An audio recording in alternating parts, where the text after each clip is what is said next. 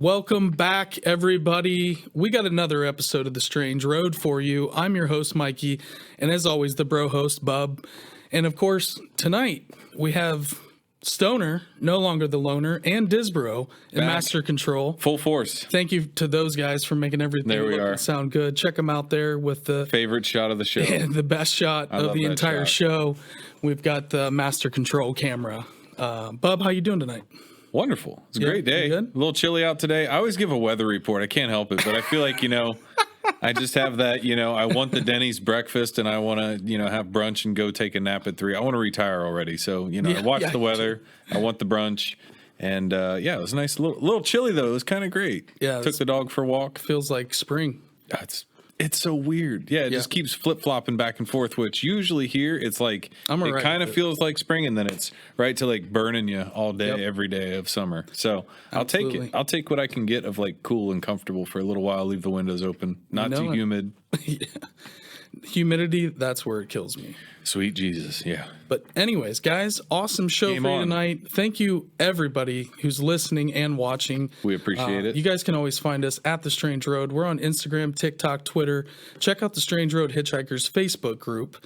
Absolutely. And share this video, share this episode. If you guys like what you see, like what you hear, spread the word. We're always trying to see who else we can reach out there in the world with The Strange. Yeah. And so if you guys like us, send us a 5-star review, like the video, subscribe, and we are trying to put out top quality content for you guys every time, and we really appreciate the hell out of each and every one of you. And tonight we have a pretty awesome guest. I feel like we've already had kind of a podcast just with the pre-show chat. I'm already we're fired up. I try to start the show off empty, so I try not to read much Twitter or any news or headlines or anything strange coming out. I just bookmark them and keep them. So that way when I'm on, I can kind of like have that, all right, fill me up. All right, okay, that's too much. Yep. I can't think anymore. You've blown my mind. And we were talking for 15, 20 minutes already. I was like, God, might have to hit the pause button because I'm already like, I want to just take notes. Yeah. I love it. I love conversations like that. So I'm super excited. Yeah, we're stoked. And hey, let's get right into it. Dive in. We have a special guest tonight, everybody. Dennis Stone. He's the president of America's Stonehenge, which is a 4,000-year-old archaeological site in Salem, New Hampshire. Okay. Used to be called Mystery Hill. That's when I heard about it when I was a kid. Name fits the location. Yes. Early days of the internet, I remember coming across sites like Gungy Wop, Mystery Hill, and it's always been fascinating. There's a lot of different shows on whether it's history. A lot of shows have covered this place. A lot of people like the group which we love, Atlas Obscura, has done a piece, who did a piece with our friend Jim Bowser in the Temple of Tolerance. Oh, yeah. So those guys are great. And there's, I think the secret's out, I think, worldwide about America's Stonehenge now. It's definitely gaining in popularity. A lot of people visit this place every year. Word of mouth. And so I want to bring in our guest, Dennis Stone. Dennis, how the heck are you, man? Well, I'm doing great. Thank you, Bob and Mikey. Thank you for having me on. Absolutely. Doing pretty good. Just recovering from a vacation right now. Yeah. and we'll get into that because you went to some, you were in our home state, and we'll definitely get into that. But first, I'd love to kind of get to know you, Dennis. How did you come across America's Stonehenge? And give us a little bit of backstory about yourself and how you got to where you are now. Yeah, so it's been in my family going back into the 1950s. I was born in 1954, so I guess that makes me 29 today. But I was about a year and a half old, and my dad was an AT&T Bell Labs engineer. His name was Robert Stone, and just prior to that, he had been in the Coast Guard, and he spent a lot of time up in Labrador, not far from where the Vikings landed. I always had an interest in the ancient past, Native Americans and, Columbus, the Vikings, that kind of thing. On a radio show back in 1955 on a Friday night in the summer, it was the biggest radio station in New England out of Boston. And the show was called Yankee Yarns. And he was just listening to it like he did every Friday night. He used to listen to it up in Labrador on the skip wave at night. So it's 10:30 a.m. on your dial, and you could pick it up at night. And this particular night, the subject was all about a place we call America Stonehenge today, and he had never heard of it. And the host actually of the show was Alton Hall Blackington, a native of Maine, and he had already done 2 prior shows back in 1949, and I just discovered that recently. I got all the paperwork on that. So he had an interest in this going back into the 1940s, but my dad had never heard of it again until that evening. So 7:30 at night on a Friday night, the whole show was about this site, and he lived only 7 miles from this site. And my mom, my dad, nothing about the site whatsoever. That week, he was at a barber shop having his hair done, and he picked up a magazine waiting for his turn. And in this magazine, he's flipping through it, and there's a whole feature with photographs of the same site. Oh, and he said and it was quite shocked by that, plus the coincidence, I mean, twice in a week, right? And he said to the barber, Warren Haywood, he said, "Hey, can I have this magazine?" And Warren was a barber and the owner of the shop. He goes, "Well, how old is that?" He goes, "Well, it's 3 years old." My dad goes, "It's been sitting here for 3 years. It's 1952. And the name of the magazine was New Hampshire Profiles. It's no longer in print, but the whole story and all the photographs, all about the site, that just really pretty much clinched it for my dad. So he took it home that weekend at my aunt and uncle's house up in that same town, about 7 miles from the place, a town called Derry, New Hampshire. That's where Alan Shepard, the astronaut's from, and Robert Frost lived there. And anyway, my grandfather had Robert Frost for a teacher. But anyway, they're passing this magazine around on a Saturday night. Everybody's playing cards at my aunt and uncle's. And he passed it around. There were about 10 people, as I mentioned, and nobody knew what it was until it got to my aunt and uncle, my mom's sister and her brother-in-law. And they looked at it and said, "Wait a minute, we were there in the 1930s. We used to bicycle down here when they were dating back in the mid-30s. So the next question for my dad is, can you find a place? So that Sunday morning, the 4 of them drove around this area. It was not open to the public. There were no road signs. There was no Google Earth, nothing, or Google Maps, I should say. And they drove around for a while. Finally, my aunt and uncle spotted an old dirt road that looked familiar to them from 20 years prior. So they parked the car, they walked up about a half a mile, and there was the site.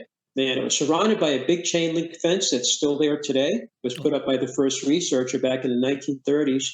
And he actually climbed under the fence. The rest of them stayed outside. And that fence surrounds what we call the main site, about 1 acre, where most of the structures, but not all, are located. Barbed wire on top, and so you can't really climb over it, so he climbed under it, trespassing. He's trespassing. And the rest of them waited around outside for quite a while. They were trespassing too. Finally, he came out after probably, 45 minutes to an hour, whatever, and they're like waiting for him. And they said, "What do you think?" Because this place is amazing. I've never seen anything like this. It's astonishing, all the stonework, the structures and everything. And so the next one of the things he mentioned in my mind, he goes something like he'd like to get involved with the research, as if he didn't have enough to do. We had my sister on the way. They just built a house. They actually built it themselves. He was a new AT&T engineer and Bell Labs engineer. And so she said, "I think you got rocks in your head," my mom said. and I think he did, because after that, he eventually met the owner of the site. And before the show, you mentioned the Upton Chamber, and that was actually owned by the same guy, the same family that owned our site, Malcolm Pearson. Wow. And that's how Malcolm got involved with it. Yeah. So Malcolm, almost 100 years ago, when he was 16 years old, down in Upton, Massachusetts, the family bought this house, and the owner told Malcolm, "Hey, young man, there's I think he called it a cellar, like a root cellar or a cellar hole out back or something like that." So Malcolm got quite curious as a 16-year-old when he went back and he saw that chamber, which is really an amazing structure. Mm-hmm. I have seen others in New England like that. I've seen others like that in Europe. Like I've been into Newgrange, and the interior is very similar. But in any event, that whet Malcolm's interest. And he died about 11 years ago, almost 100 years old. And that remained with him for his entire life, that interest. So my dad and Malcolm, they had to work out a deal over the next 3 years, from 1955 to 1958. And my dad had, in the meantime, started buying the property where the parking lot, the visitor center is. And Malcolm still controlled the 20 acres where most of the structures are located on top of the hill. And when we opened up in 1958, it was on the summer solstice, just another coincidence. We didn't know anything about the astronomical alignments. And it actually opened, you remember Mystery Hill, it actually opened up as the stone ruins of New Hampshire. And I only found that out a few years ago after my dad. I'm going through all the papers, thousands of pages, and it was incorporated as stone ruins of New Hampshire. And so that's the original name. And then it became Mystery Hill Caves in 1959. And in 1963, because the word caves denoted natural chambers, not man-made, the word caves was dropped. It became Mystery Hill in 1963. And in 1982, I was flying at the time, one of my first airlines. I was in Vermont, actually. And that's when they changed the name to America's Stonehenge. But 1959, the second year we were open, Saturday Evening Post did a whole feature on the site. And the gentleman that wrote the article referred to our place as the Stonehenge of America. So it was kind of a nickname, Yeah. And he said that not because of the astronomy, but because of the big stone slabs. Mm-hmm. There are about 50,000 megalithic sites in Western Europe, Stonehenge being the most famous. And I think that's the only one he knew about, or at least everybody knew about. So he used that. The astronomy at our site did not start until 1965. So there's a lot of funny coincidences, and things like that have happened over the year. But I was 18 months old when they first saw the site. Man, when we opened it up, I was 4 years old. And this year, we're going to have a 65th anniversary being open to the public. We'll have a cake, I think, on the summer solstice, which is coming up in about 9 days, I guess. Mm-hmm. We'll have to get the cake made. And next year, we have an anniversary because my dad didn't have enough to do with everything and trying to, run the place and work at AT&T and everything. He actually started a nonprofit group called New England Antiquities Research Association. He started it in our basement in 1964, and it will be the 60th anniversary of that next year. And that's a group that's a nonprofit group to research these structures. And back in those days, they probably knew of about maybe, I'm going to say probably under 100 structures. By 1968, I just read one of the journals from them. They mentioned 200 structures. Today, the number is about 800 sites from Quebec, Ontario, going down towards Virginia. These structures can be a single structure or it can be a multiple structure in a location. But our site's about 106 acres, and it's the most compact. It's kind of like the Reader's Digest of a lot of these sites. Everything that you see at a lot of these sites around the Northeast is kind of compressed on this one piece of land. Yeah. And we're starting to become more aware of that. Even after my dad died in 2009, we're becoming more aware that our site has a little bit of everything. Mm-hmm. If you go to New York on the Hudson River, there's about 500 sites. Dutchess County, Putnam County, and Westchester. And scattered, you might see a structure or two or three, and then you have to go down the road a quarter mile, see another structure, that kind of thing spread out over the landscape. But everything's compressed at our site. Makes it a little different, actually. Gunjewamp might be the next one. That's kind of like, you mentioned Gunjewamp before the show. Because that site was written about in 1654. John Pynchon wrote to Governor Winthrop saying, what is it, 369 years ago, asking the question. Yeah. And by the way, they did do a test on that site, both carbon dating and optically stimulated luminescence, and they seem to be, again, pre-colonial, prehistoric site. Our site and Gunjewamp and some of the other sites, too. Wow. So my thing is I had to kind of grow up with a place, and I had a sister, she's passed away. About 11 years ago, she passed away. She was, as a kid, involved with the site. My mom was involved with it. But my parents both had jobs, too, on the side, as I mentioned. And I also had a job. And my wife, too, she kind of runs the place. And she was working for Chrysler Financial and TRW. She had a master's degree back in the 80s, and she had some pretty nice jobs. But in 1993, she decided to give up the corporate life and just run our business, and spent a really nice job at it all these years, about 30 years, yeah. So it's really a family, and I have a granddaughter now, so fourth generation now with the site. It is a state historic site. 1971, they designated it as a state historic site for New Hampshire, so we're listed on that. We don't have any federal recognition, like the National Register of Historic Places or the United Nations World Heritage classification, UNESCO World Heritage Site. Perhaps that will happen someday. But the sites are very controversial. You talk to mainstream and they tend to think it was built by a farmer, because there's about 800 of these sites across. You think that somebody would know which farmers built these things and why would they build something like this, So. Right. So that's how I grew up. My last name is Stone, so it's probably preordained. Yeah, I that don't is. get much choice of that. I was going to ask don't you know about Yeah. that. Yeah, I know. I stole your thunder. Yeah. How many visitors a year or how many visitors a month do you know? Like, I'm always interested in numbers on a certain level, but what is the kind of buzz level to it? Has it picked up? Has it over the years? Yeah, it does. It does kind of go up and down. You get on a show like a History Channel show. You'll see it Sure. go up, and then it might level. I think the interest has picked up. My wife's been doing a good job marketing it on social media and everything. And I think the more shows like your show Right. make people more aware of the site. And they can come Right. up, visit. They can make up their own opinion what they think the site is. We don't try to tell people who built it. We really don't know. We don't try to persuade people. But we do tell them what we have for 12 carbon dating starting in 1967, what we have for the optically stimulated luminescence dating. Also, the astronomical alignments were surveyed from 73 to 1977. And that winter, going into 78, the data was sent to the Harvard-Smithsonian Center for Astrophysics in Cambridge, Massachusetts. And we have the name, I think it was Rosenbaum. I have to look the name up again. We have the name of the person that did the analysis. And what they said in the spring of 78, the reason it took 5 years to survey is we kind of paid this professional surveyor, Beverly Pearson Associates, and it was actually the son, Charlie Pearson. He's just retired from survey after all these years. His dad was a president, I believe, of the New England Surveyors Association. And they're a local survey and engineering group. We wanted to hire somebody very professional to go up and survey the walls and the alignments. We had to pay as we kind of went. So by 77, we did phase A. We didn't do the 110 acres. We did about 15 or 16 acres, which is on that diorama right there, as a matter of fact. Right. And what they said at Harvard is if these were used for astronomical purposes, they would work about 1800 BC, plus or minus a couple hundred years, due to the obliquity of the Earth. The Earth axis tilts. It's about a 41,000 year cycle. You have a precessional cycle, 25,920 years, but this is actually a tilt. So the alignments will be off a little today due to the Earth's tilt. And that agreed with our 1971, one of our 12 carbon datings. That was the 4,000-year-old date. It was actually 1800 BC plus or minus. It was the same date as the astronomical alignments would work.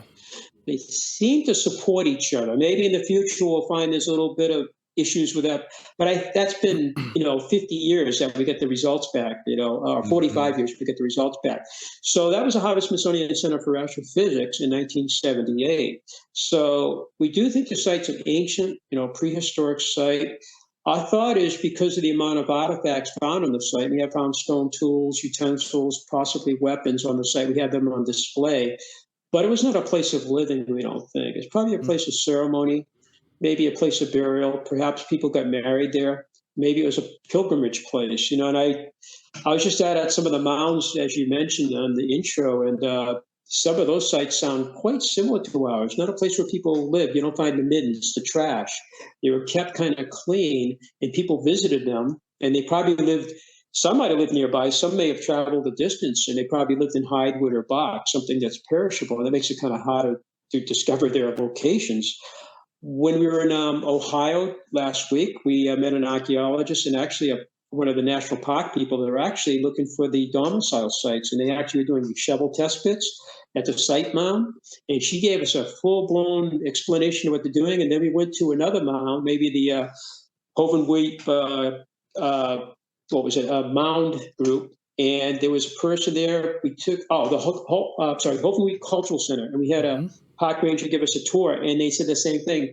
They were doing survey work there. They're looking for where the people live. And that's something they're doing because they never really discovered, some of their habitat places. Right. So that's what we need to do at our site too. The problem is I think some of the neighborhood is sitting on top of where the people lived, off the main site, probably off the main hill, Right. So the research continues here, Well, it sounds like you guys are not sitting still. It sounds like over the years you've been actively trying to at least figure out this mystery. I mean, Mystery Hill being one of its first names. Going back to some of the first folks that came across before your family inherited, what's some of the history before your father purchased the property, and what did they come up with and find, and did they think it was ancient? So Actually, I mentioned Malcolm Pearson, and he's the one that actually inherited the site in 1950. His folks owned the Upton Chamber, but he inherited that from the first researcher, William Goodwin of Hartford, Connecticut. Malcolm was kind of like his right-hand man because Malcolm was quite young at the time. And Malcolm would actually drive Goodwin around. He'd actually pick him up, bring him up to maybe the Upton Chamber, maybe the Hopkinton Chamber, which is where the Boston Marathon starts. There's a chamber there. A couple other towns in that That's vicinity, and they got involved. Right. Right at the marathon, yeah. So, but yeah, so Malcolm, he was a professional photographer. You couldn't ask for anybody better because when he first came to the site on 1936, he introduced Goodwin to the site basically, and they came up. He photographed right away, and we still have thousands of photographs. Some of them are negatives that have never been turned into prints, and we may do that. We have glass slides. We have the plastic slides from Kodak. We also have the prints. But he also photographed sites all over the Northeast. And he actually took the first aerial photographs of our site starting around 1939, 1938. He loved to fly. I did too. But he would go up in a plane back then. He would hire a guy. And they actually flew up into Maine to see another site up there. He loved it. Any excuse he could do. And that was a time, too, around just before World War II and into World War II, where gas rationing became an issue. So they'd have to scrape the money together, and even he hired the guy to fly him up. He thought it was better than driving. Maybe they could get avgas instead of gas for your car. I'm not sure, but it's in the book because the first guy that did research was William Goodwin, and Goodwin was of Hartford. He was a very interesting gentleman. His first cousin was J.P. Morgan, so they're the same family. Goodwin, when he was young, he went to St. Paul's in New Hampshire, the prep school. He went to Yale. And he ended up getting his first job in Kansas in a bank. And then he moved out to Seattle, and he worked in administration for a mercantile company for a while. And then his family was big on insurance. Hartford, Connecticut, the insurance capital, where his family owned, I think it was Phoenix and Aetna, I think it was. But he got involved in insurance once he made it to the West Coast. His family set him up as a special agent in Seattle. And he got the office up and running, and he went up to the Yukon and panned for gold for a while, came back. The office was running so well, they promoted him, getting in his absence. And he moved to San Francisco, and he married his wife just before moving to Seattle, Mary Hood. And then he lived in San Francisco. They moved him to Columbus, Ohio, your neck of the woods. Yeah. Yeah. And the interesting thing about Goodwin, he left San Francisco just before the bad earthquake that occurred out there, I think 1906. He left then to go to Columbus. He was in Columbus for 15 years. He missed all that devastation. I can't imagine what type of insurance issues there would be, if he was he got out of there. While he was in Columbus, he was lucky. When he was in Columbus, he actually would go out on his days off and start mapping some of the estimate. And I heard this from the gentleman at the Newark Mound, one of the gentlemen that worked there the other day. And the number came up again, about 10,000 mounds they estimate in your state of Ohio. And that's just simply amazing. I tell our visitors, I've been telling them that for decades because I heard about it in the 90s. I think the numbers, maybe 5,000 in Indiana. And when he mentioned that again, I said, thank God I got the right number. You hate to tell people the wrong story. I really don't like that. Sure. I mean, well, he would go out and map some of these for the highway department. He did it for 15 years, and that's probably still in the archives. He would actually locate it on the road and everything what the structure was. Yep. Moved back to Hartford, 1931, he retired, and he was involved with the Wadsworth Anatheum, a museum in Hartford. And he and J.P. Morgan, before Morgan died in 1913, put together early American furniture. He learned about, I guess it was antique furniture while he was living in your state. And he took that knowledge back, and he actually would buy stuff and sell stuff, and he would give appraisals and all of that. That was one of his things he loved to do. But with J.P. Morgan, they put together. And recently I read in somewhere it came up, and I said, that's the collection. It's still there today. But Goodwin died in 1950. He wrote 4 books. He spent a lot of time down in Jamaica. His doctor told him to go there for his health. I guess that's not bad advice, He spent every winter wonderful. down there. Yeah, Jamaica's great. Yeah, and he wrote 4 books, and one of them was all about the lure of gold. He wrote about where Columbus landed on his 4 voyages. And he was really, really involved with research of where Columbus landed. He was interested in all that. And when he came back in 1936, he heard about this site from a gentleman named Olaf Strandwell. who was actually in the West Coast and lived in Seattle, and he met him, I guess. And he took a trip out there. After all these years he had left Seattle, he went back and he's talking to him, and he's talking about these sites on the East Coast. So when Goodwin returned home, he met up with eventually with Malcolm Pearson. And then he saw the Hopton site, Acton site, the Upton site. And then Malcolm goes, there's a site in North Salem, New Hampshire, you got to visit. And the following week, they all came up here. I think 3 or 4 people, they had piled into the car, and they came up and they saw this site, and they were just blown away by it. And Goodwin actually, we have on a wall in our museum, like a poster with Goodwin on it, and it has what he said about the site. And I can't repeat it. I can't repeat because I can't remember all the words, but it was so elegant. He was astonished. He was so astonished by the site. And he said it so nicely, like he's never seen anything like it. And he did a lot of traveling. He was well-traveled. He was well-versed, well-written. He did get a lot of lap later on because the methodology in the 30s for digging is not what it is today. Right. We laid out meter squares, and they did it differently back then. So he was a man of his time. They did the best they could at the time. They didn't have carbon dating and all the modern techniques we have today. But so his idea was that the site was built by Irish monks. At first, he thought it was a Viking site. In fact, one of his books was called The Truth About Leif Erikson. That book came out in the early 40s.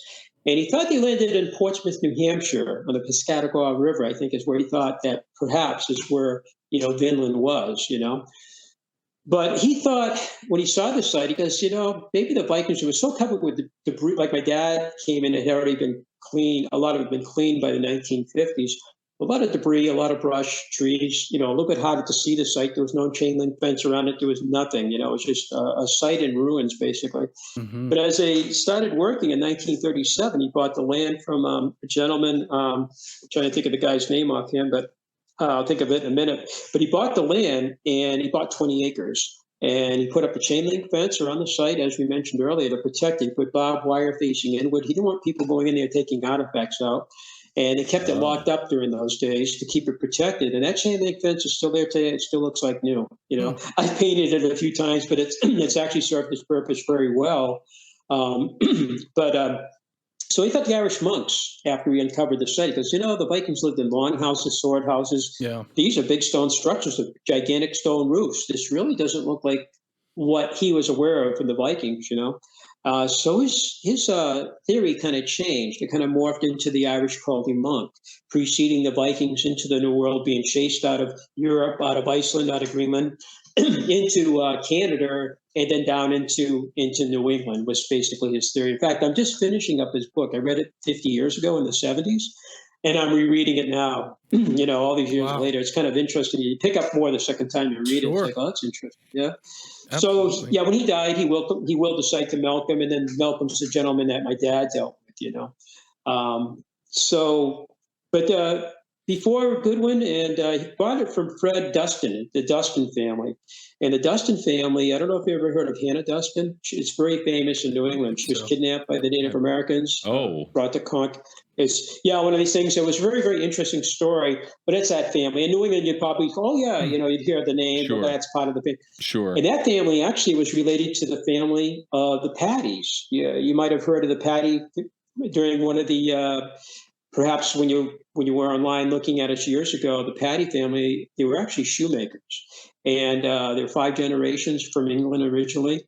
And they're the ones that are given credit for building the site. It's built by the Patty. They're actually shoemakers, and they call them farmers. He had some domesticated animals. He had 2 sons. People say, Patty, there's 6 husky sons built the site. He had 9 daughters, actually. And he had 2 sons. One son died 17 going on 18 in Boston. For some reason, 40 miles south of here, he was in Boston, and he died down there. Did he get run over by a horse? Something else happened? We don't know. Right. But he never had 6 husky sons. I don't know if the daughters were husky or, rugged. But that's the whole story you hear still today sometimes by some of the debunkers. That farmer Patty. Well, he was really a shoemaker. He was a road surveyor. He took in the town paupers. I have a handwritten book in 1937. The last year that he did that, he put a bid in. His kids had already moved away. Most of his daughters and everything had moved away starting in 1831. And he had these poor people, I guess, or the paupers they call them, would actually stay with him. And he had up to 11 in that house with he and his wife taking care of him. And one year he made $360-something. So besides shoemaking, road survey work. He was a tax collector for the town of Salem for 3 years. He got involved with the town paupers. By 1837, and I have that book. My dad had it in his collection. It's actually it's probably something the town would love to have. It's all handwritten, and everybody wow. put the bid in. It's incredible. I was like, wow, and I got to be careful touching it. But in 1838, Patty doesn't do that anymore, and that's when we think the Underground Railway. Wilbur Sykert in your state, Cincinnati has a Freedom Center. I would assume our stuff is in there because it's in the Wilbur Sykert's book, written in 1930s, Underground of Ohio, Massachusetts, New York. We're in the Massachusetts. And so the site was used for the Underground Railway, trying to help slaves escape to Canada. It was a station. Patty was a conductor, I guess you'd call it. It would be a Mr. Poor or Mr. Hussey. Usually kept very quietly, too. You don't want to have a paper trail because it was against the law to do this. But he was doing it until he died, probably from 38 up to the time he passed in 1849. Probably that window there is when they took the under. So Mr. Poor, Mr. Hussey, or Mr. Donald would come up with a horse named Nellie, and they would bring about 20 miles in the course of the evening up to New Hampshire. He'd hear a knock, and whoever the gentleman was would actually have time to return and have coffee in Shawshene Village, Massachusetts, again about 20 miles south. So there's a lot of history tied in with the site. There's layering of time period, people used the site in the historic time. And unfortunately, the Patties, I think it was his son or grandson that actually had the quarrymen come in. And we think today about a third of the site's missing. They were interested in stone used for local building projects, and it's all downhill from the site. Yep.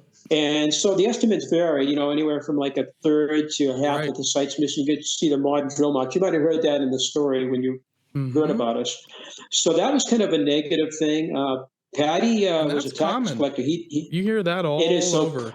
We talked to Mike Luoma about that, of just sites where they literally just blow it up, take all the stones and they're like, get a good picture. We're about to strap 20,000 sticks of dynamite to this and blow it up. Take all the stone and use it for Army Corps of Engineering projects back in the day. Repurpose it all, materials, highways and so forth. In Ohio, we had a huge, giant, like 80-foot limestone encased pyramid essentially out by I-70. And they blew that whole thing up and built the road, used all that stone. Right as you pass Columbus, off to your left, there should be, is off to your, would be off to your left? Going out to Zanesville.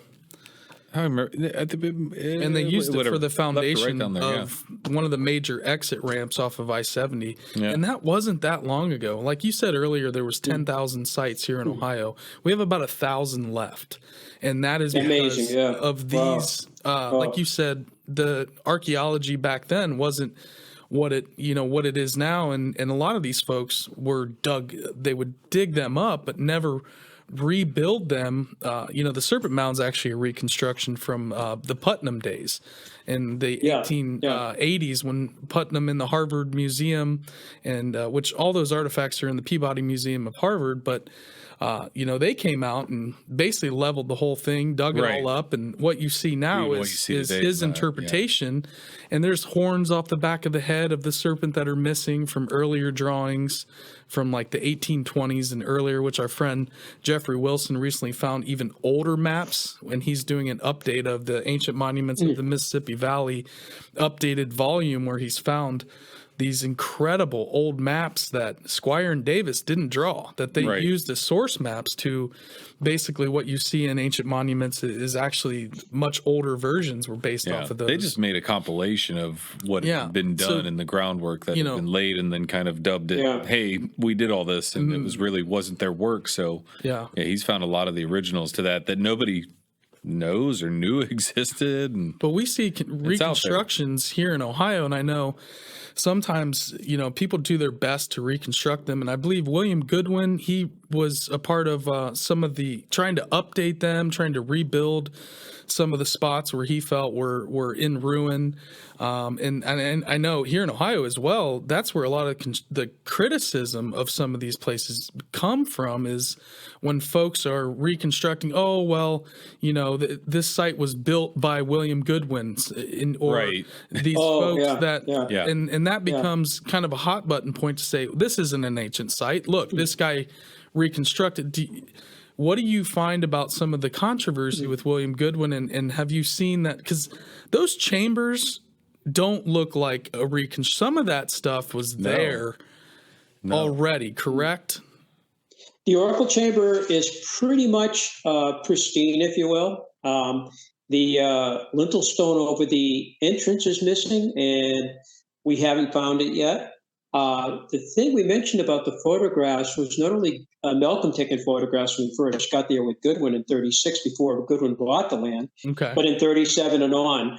However, 1939, the Haverhill Gazette in a Boston paper took photographs of the site. We have those. And there's a gentleman in the Haverhill Gazette, Reverend Ward, standing at the bottom of the site inside the chain link fence when you first enter it, looking at over the whole site in the background. And then we have 4 photographs from 1920. About 23 years ago, about 2000, a woman came up with her husband from Florida, and they gave us these photographs from 1920. And they're numbered. They have black ink and blue ink on the backside, and they're numbered sequentially. Wow. And they were taken in 1920. I mean, that's 16 years before Goodwin ever knew about the site. And then we have 2 photographs, we think, from 1900. They're both those 2 are in Goodwin's book, which came out in 1946. So we can kind of, you made an excellent point. That's one of the criticisms. I was talking to my wife about that, where you're looking at your mounds out there, because like you said, so many of them have been destroyed. And the ones you look at today, a number of them have, like the Serpent Mound, been partially restored. They've been dug into, but a couple of them, like we were at the Hoven Wheat Cultural Center, when I asked the National Park guide, I said, did this site somehow escape the plow, the plowing activity? And she says, actually, that was part of it. She goes, actually, what you see a lot of this around, you're looking around here, has been interpretive restoration and reconstruction. And I'm like, I thought maybe part of it was original. I thought, thank God they didn't destroy this particular one, but that one even suffered too. And I think during World War I, there was General Sherman or somebody was not only at the Hopewell Cultural Mound, but he was also at the Newark Mound, I think, and he had the encampments for training their soldiers right on top of some of these mounds. I mean, Ohio's so big; it's a shame they couldn't have done it down the road a mile or two.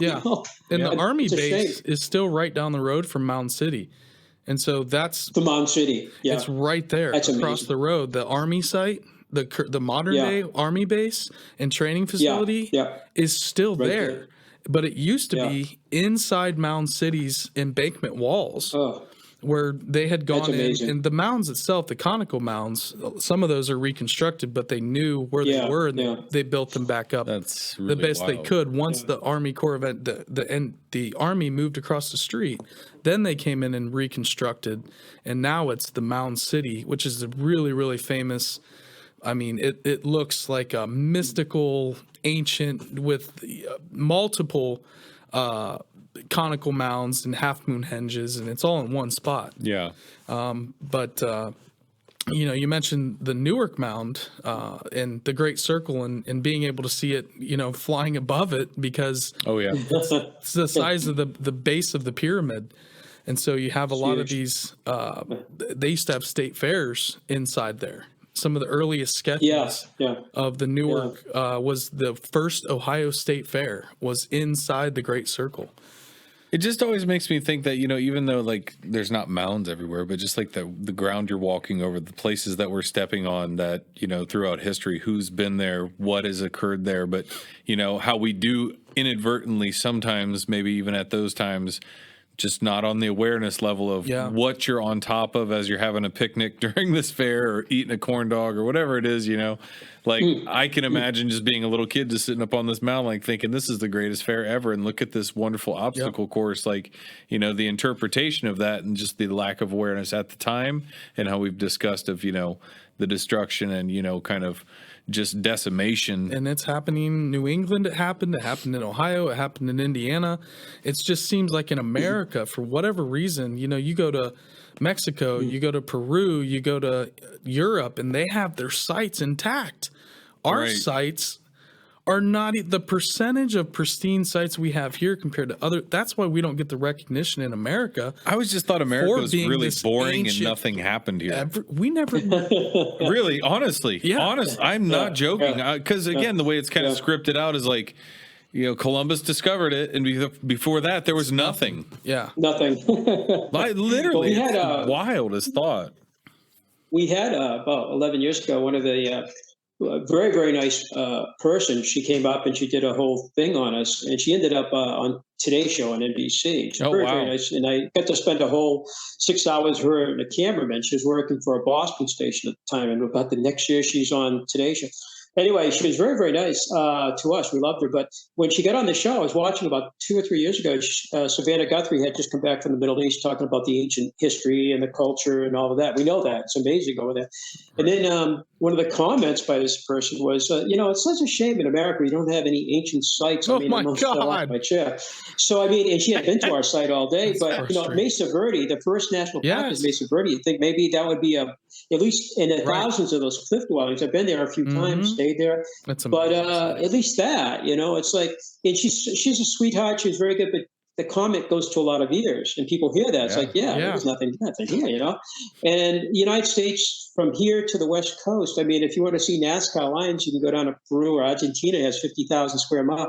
Go to Blythe, California. On the Colorado River, there's over 200 of those geofarms, or what they call Indialagos. So I work in the desert. There's about 200, and they actually go towards Kansas, which is like 1,500 miles. Some are shaped like serpents, some are shaped like different other types of animals, some are human shaped.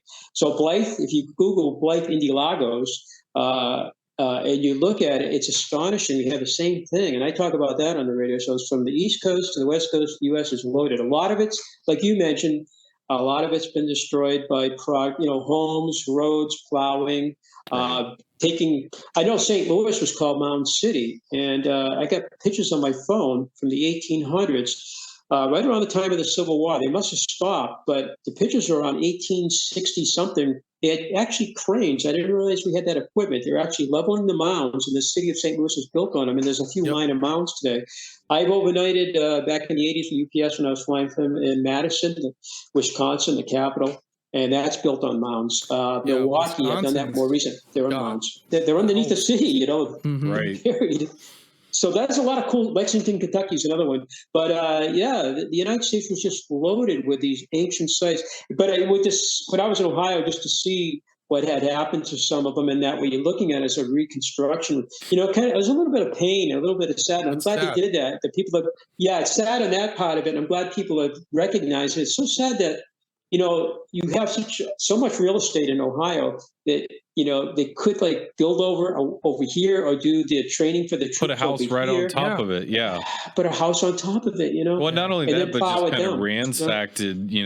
Went through all the mounds and dug up everything, and just every major city, treasure hunt, all the major cities in Columbus, downtown Columbus. Yep.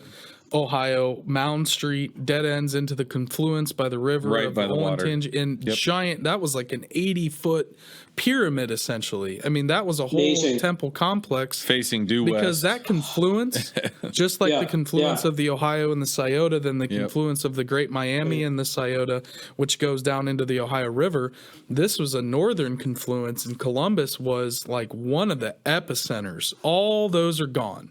We maybe have 3 in the city of Columbus that are still around. Cincinnati, same thing. Half Moon Henge structures across the Ohio River in Kentucky, giant conical pyramids, essentially, all over, all astronomical. There's surveys and photos, but that's all that's left. Not only did they, couldn't they have just kept one of the big ones? Who knows how many as are a lost? monument? Why would you level all of them? How many of them might just kind of be hidden still? If maybe if somebody just let it go and forest grew up, and we just think it's a set of hills out there now. I think there's still some of those to be found downtown. For sure. Oh, for sure, yeah, definitely. Throughout Ohio, I still think there's quite a few mounds like that are naturally preserved. They just kind of got hidden up, kind of like how I think of China.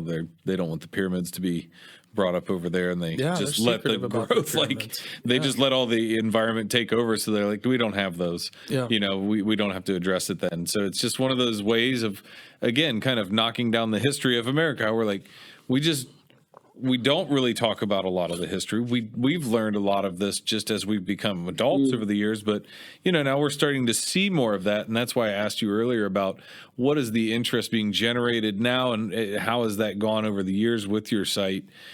Because I think there's a resurgence of people are kind of getting that itch again of, man, what the hell is really going on? Where did all this really come from? And let's get down to some answers because, I'm not trying to take away credit from any culture or group, but I just want to know what's going on. There could have been multiple groups that have come through different sites over the years that archaeology kind of looks at now and goes, you know what? Maybe they inherited this site and maybe this group inherited that site. I bought my house from someone else, right? I didn't go build my own house. My house is from 1910. That's old. That it happens still today. We look at things and we go, this is worthwhile. We are going to repurpose this. And I think it's just we made Serpent Mound into a park. Did we build Serpent Mound? No. But do people go there and commune and it's a pilgrimage for people all over the world that end up at Serpent Mound. Right. But they're going to come, 1,000 years from now and go, oh, these people in 2023, they built Serpent Mound. Right. Yeah. It gets lost in translation. Yeah. They are arguing even, I think between about 300 or 400, BC with some evidence in Serpent Mound, and then the Fort Ancient culture. I don't know where that stands today. I know it's going back highly and forth, so maybe controversial. Maybe it has an older, part of it that was built earlier, and then it was maybe, used by somebody, and maybe it was fixed up a little bit, and you got a later date. I don't really know, but it's interesting. Our site, we think we have like a layering of cultures. In New Hampshire now, the Native Americans go back about 13,000 years. Wow. West of here, in the town of Keene, it's on the Connecticut River near Vermont. That's the latest, and that's the glaciers are still, the Younger Dryas and everything is still going on. Mm-hmm. And in northern New Hampshire, above the White Mountains, not too far below Quebec, there's a couple of sites up there that dated to between 10 and 12, so Paleo time period. And there again, we're up in the harsh conditions. Even they have a little different climate up there than we have down here. They had snow up in that area not too long ago, So thousands of years ago, the Native Americans were always here. And did they have a big part of these stone structures? Perhaps, It's been taught to us over the years that Native Americans in the Northeast, and actually not just Native Americans, but nobody built any ancient stoneworks in the Northeast. These things shouldn't exist here, Right. And that's what my dad, Goodwin, my dad, Malcolm Pearson, and all the other researchers, so many of them over the years, it's the same thing. There's not supposed to be anything here prehistoric. You go out west, you have the mounds. You go further out, it's cliff dwellings. You have Mesa Verde and all those. You have the Indian medicine wheels. We've been out to Sheridan, Wyoming. Those are amazing. And then the geoglyphs, like I mentioned in Blythe. And this, all over the country, this ancient work. But New England and New York, Pennsylvania, that area, no, these things shouldn't exist. These sites should be something some farmer named Patty or somebody like that built. Right.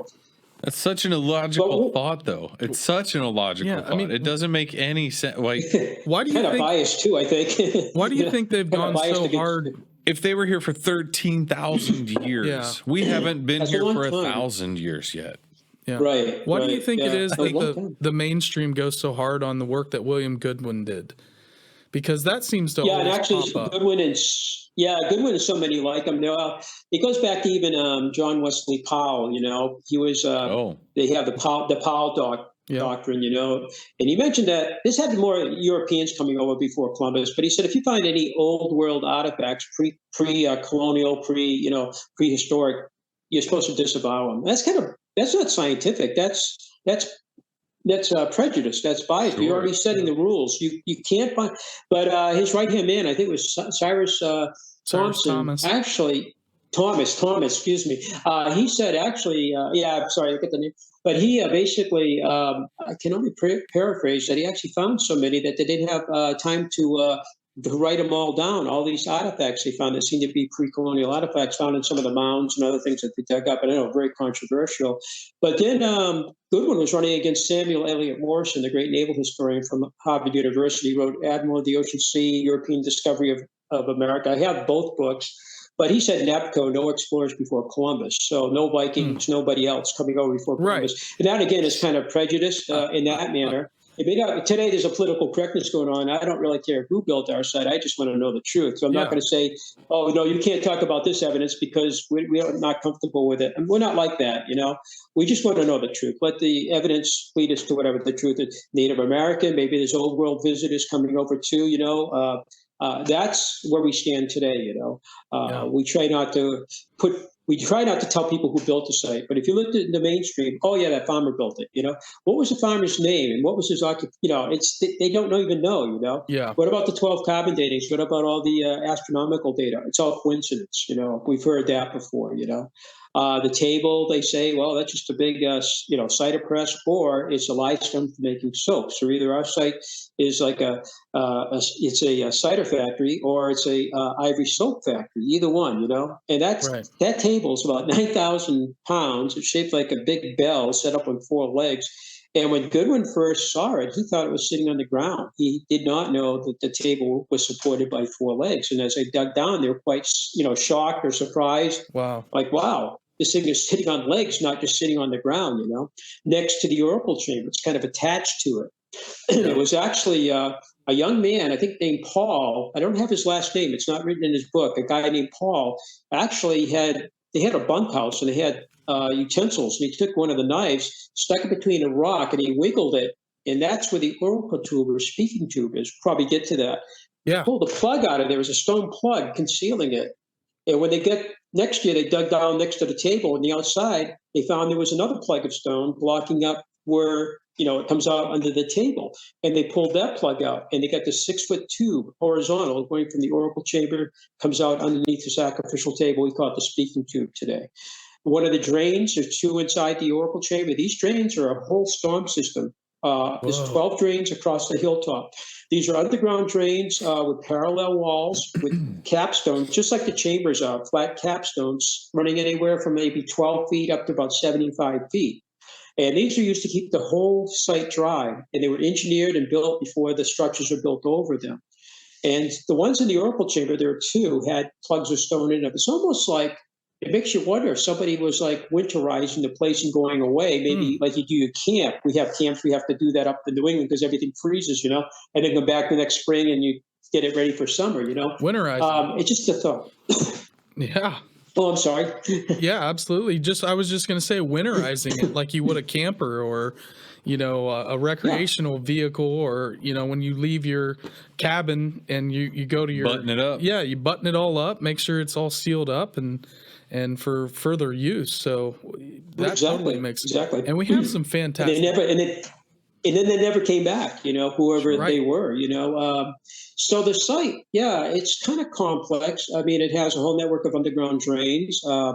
We are going to run more ground penetration radar. We've been using it since the 90s. In fact, one of the pieces of equipment was made down the road a quarter of a mile away from us, geophysical survey system. So they were using it on our site in the 90s, and then they moved downtown Salem, and now they're over in Nashville, New Hampshire. Okay. So we kind of lost them.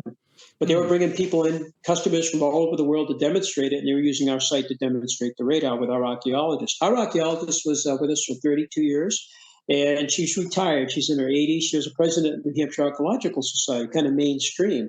Somebody twisted her ear back in '89, the year my son was born, and she came in, and she basically really never left us. So she was thinking outside the box. She was hearing some colleagues, it's a crazy place up there. Some farmer built it. It's not worth your time. Work on legitimate sites, that kind of thing. Mm-hmm. Sure. But also her last name was the same name as our state archaeologist who retired a number of years ago. And he, 40 years ago, actually, again, just like, and they're not related. Everybody thinks they're married.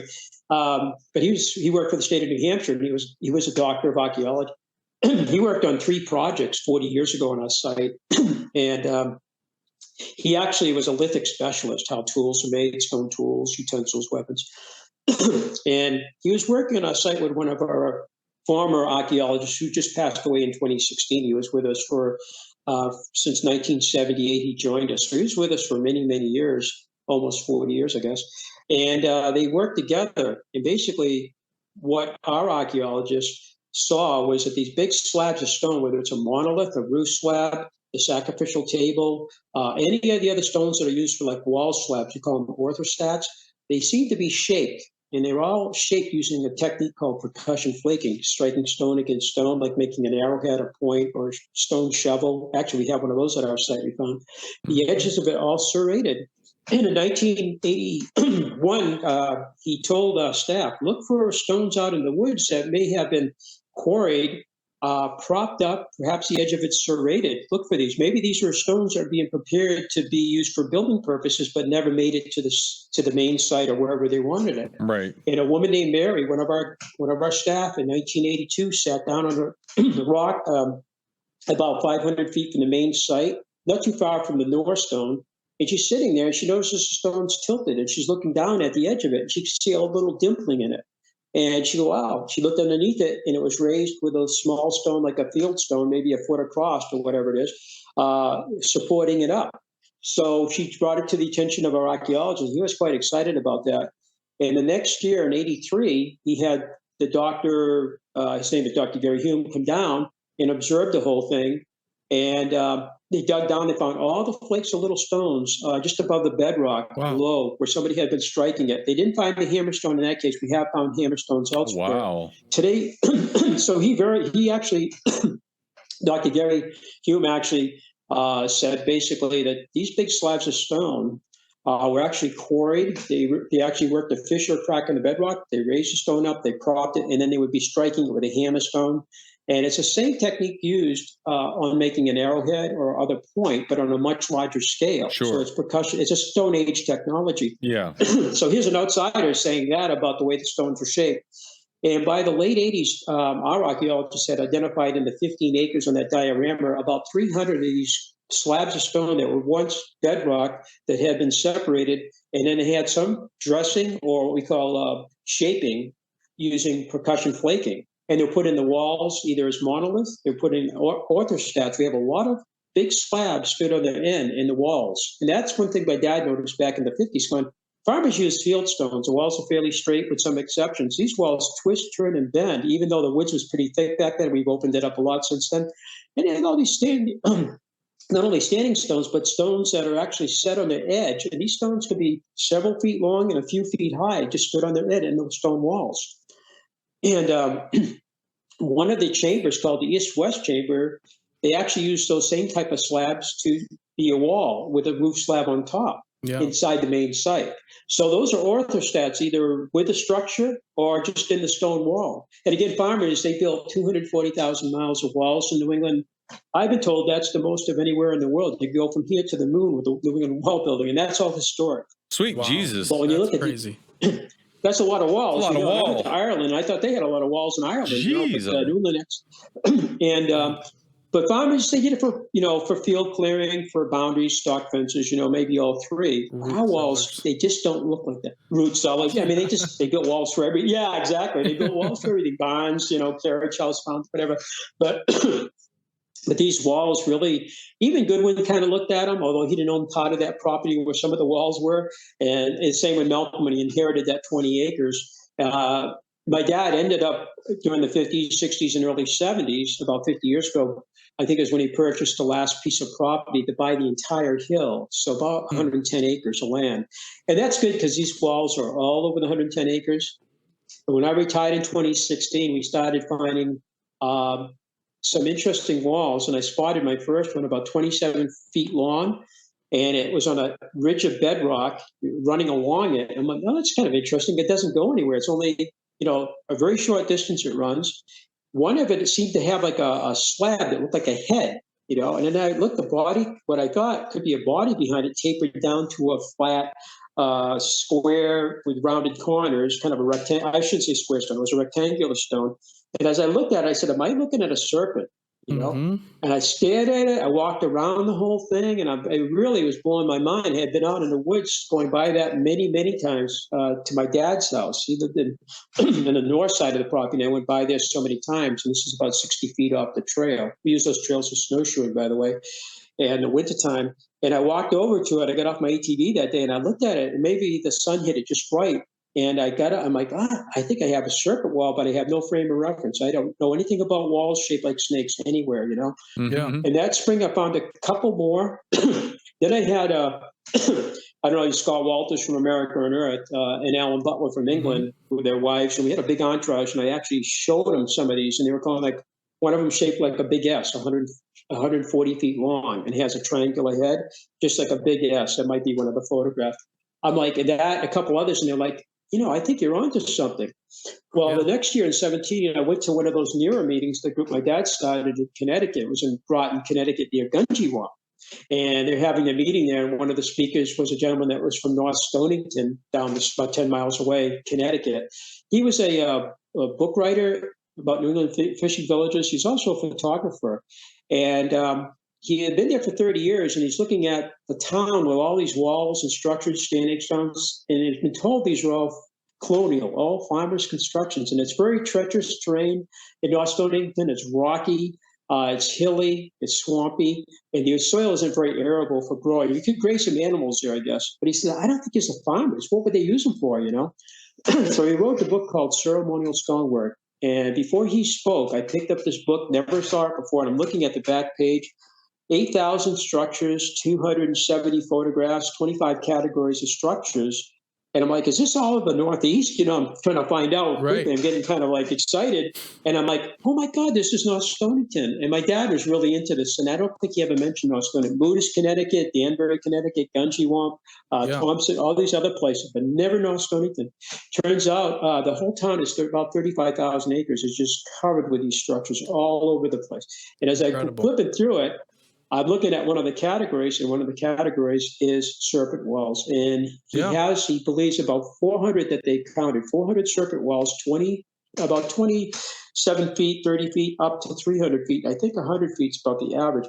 They're linear, rectilinear, some are S-shaped or curvilinear, and some are actually, at our site, they loop around, we found out more after that.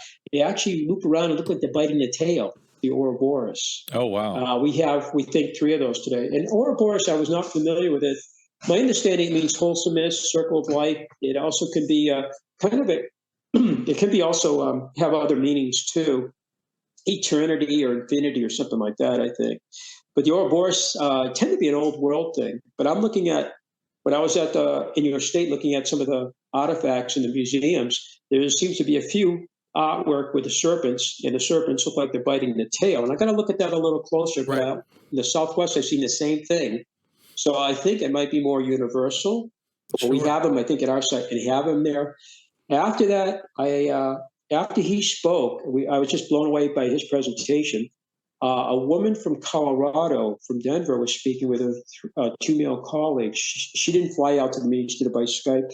We sat in the back of about 100 people, and I wish she was there. I wanted to talk to her because she's showing the same stonework he showed in the hour before. Standing stones, cairns, chambered cairns, linear cairns, also D-shaped wall, like the letter delta. And we have one at our site. And on that diorama, I think it's kind of almost out of the picture, but at the bottom, there is a D-shaped wall. And I noticed that when I did that diorama, I built that in college back in 1977, 78 during the winter. Is it the one that's the bottom left there of it? Let's see. Yeah. So my phone is so small, it's hard for me to see it. But yeah, I think it's in the bottom. It's kind of a D-shaped wall. Yep, and I noticed it 45 years ago.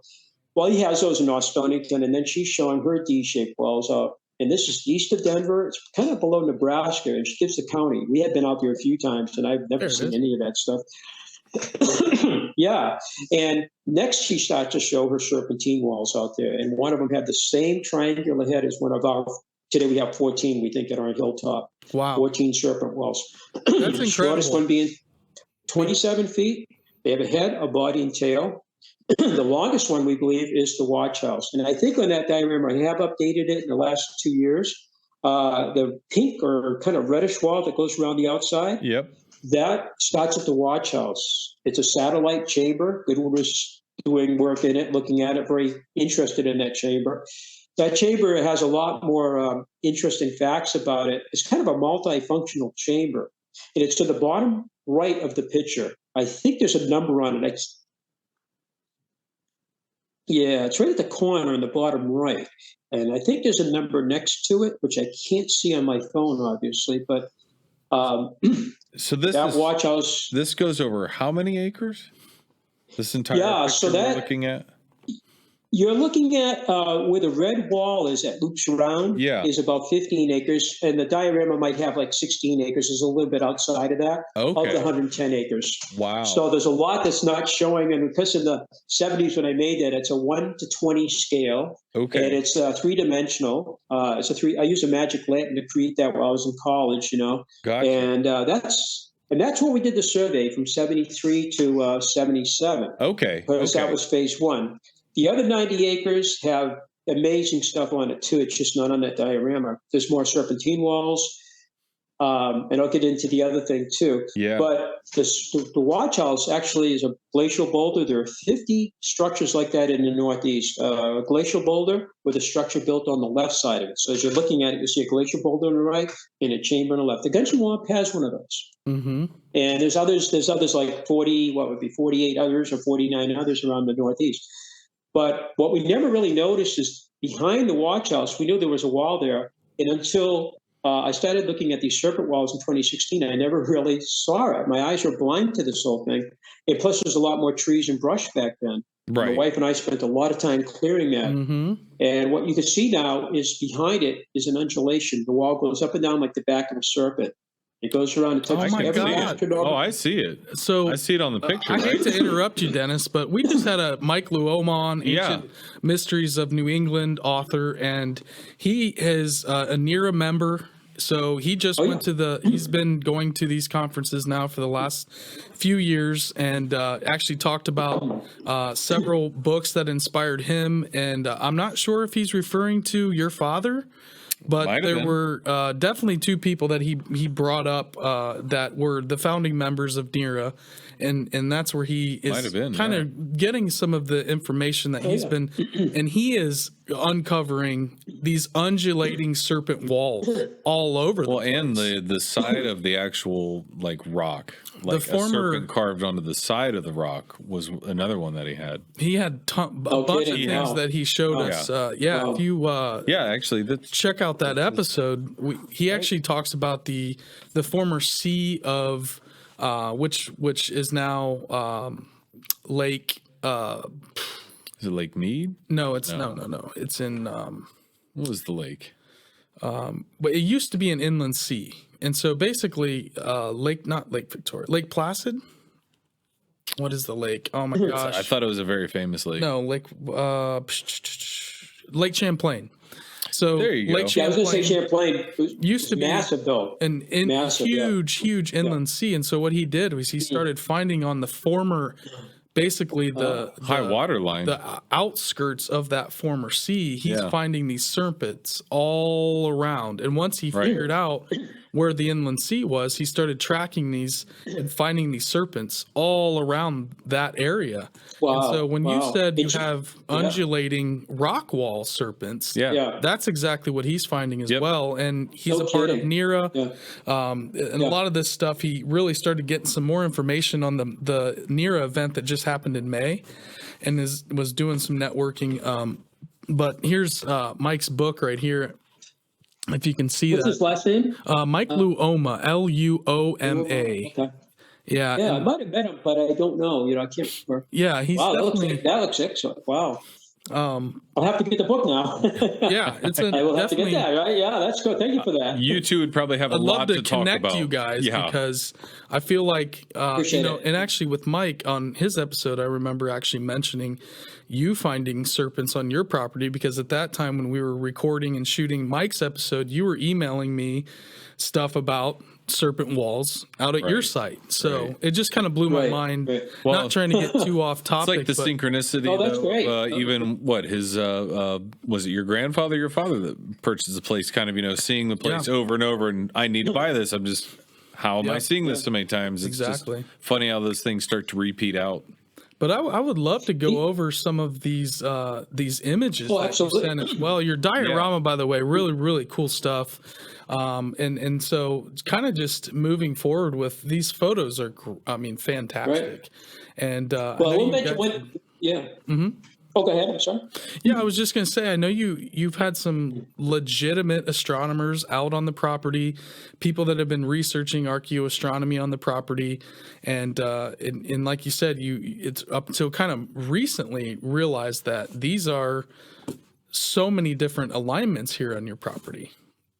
Yeah, actually, yeah, that's correct. I will mention on the that watch house where the serpent head begins, the serpent well, it does go counterclockwise to our best knowledge today.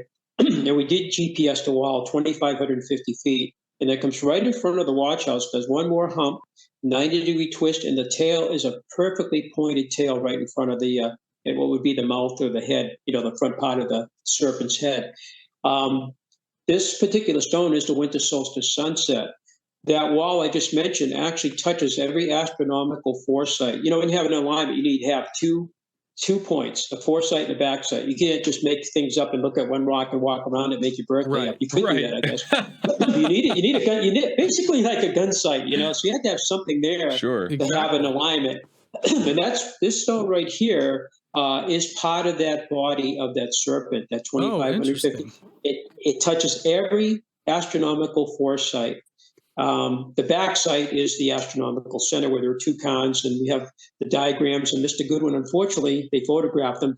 They destroyed them in the late 30s, rebuilding the ramp by the sacrificial table. Oh, wow. He thought they were beehive chambers, and he thought they were attached to the. It's all in his book too, and plus all the records. We have so many thousands of pages. His documentation. Some that has to do with the site and other sites. Some has to do with some business stuff. His personal stuff. Even writing to J.P. Morgan's dad. I forget the guy's name now, but there's letters there going back into the 1800s. That's incredible. But he just. But yeah, that's pretty cool. Malcolm gave us so much, that he had been given by Goodwin when he passed. His widow gave him so much of the all this stuff from Goodwin. But so you need a foresight and a backsite, and the backsite was those two mounds. He thought they were attached to the oracle chamber, and when he started cleaning out all the brush and debris, he realized they were separate. In fact, there's one of those underground drains separating, one of those storm drains. But that was first cleared, that alignment, in 1965. It's because of a book called Stonehenge Decoded by Gerald Hopkins. Came out in 65, and there was a CBS special called The Mystery of Stonehenge. And when the NEAR members, my dad and others, saw that TV special and got the book, they started thinking more about these, stones out in the woods like this. Right. I apologize. I got the. Yeah, go ahead and take a drink if you need, buddy. You're fine. Yeah. Go ahead and grab a drink of water. Yeah, we all will. You're fine. No, sorry. So anyway, they knew these stones were out in the distance, and Goodwin even knew about them too. So by 65, we actually started clearing. That's about 800 feet of trees from the center of the site out. They had to clear. I see. And the gentleman. So that was done kind of as on a guess. I think we might have something. We got to check it and see if we do have it, because the woods was so thick you'd never see the sun setting out there, even in the wintertime when the trees blew their leaves. Yeah. And so the first photographs, actually, I just got them about 2 years ago from the guy that actually was involved with that clearing. He was one of our staff members from 1963 when he was about 15, I think, up to 1968. And he was with us. He was an assistant manager by the time he left us in 68. But he's still around, and he was on that clearing. And he took pictures in 67, and we got the first couple photographs. I have them. I don't think I sent them to you, but they're actually were given to him about 2 years ago. And I never knew they existed because 1970, my dad, my neighbor up in Derry, came down, and we met him again in his parents' yard. And he had built a wooden snowmobile out of parts from a Polaris, and he actually put this thing together, and he actually broke the trail from his parents' house, which was abutting our property, a half a mile or so up to the main site. And he broke the trail. We get up there, and I saw my very first sunset. It was on that stone in 1970.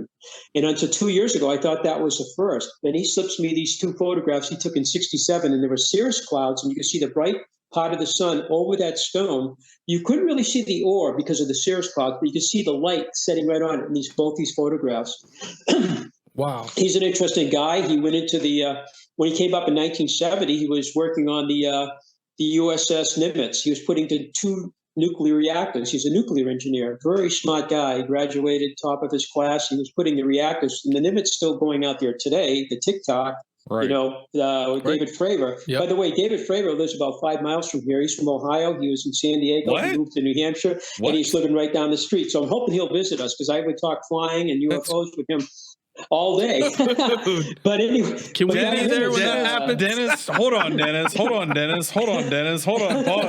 Pause. Holy cow. I think you just broke me. That's, yeah. That's awesome. That's incredible. Yeah, you definitely should go talk shop with him with your experience. Yeah. That would be an amazing conversation. Yep.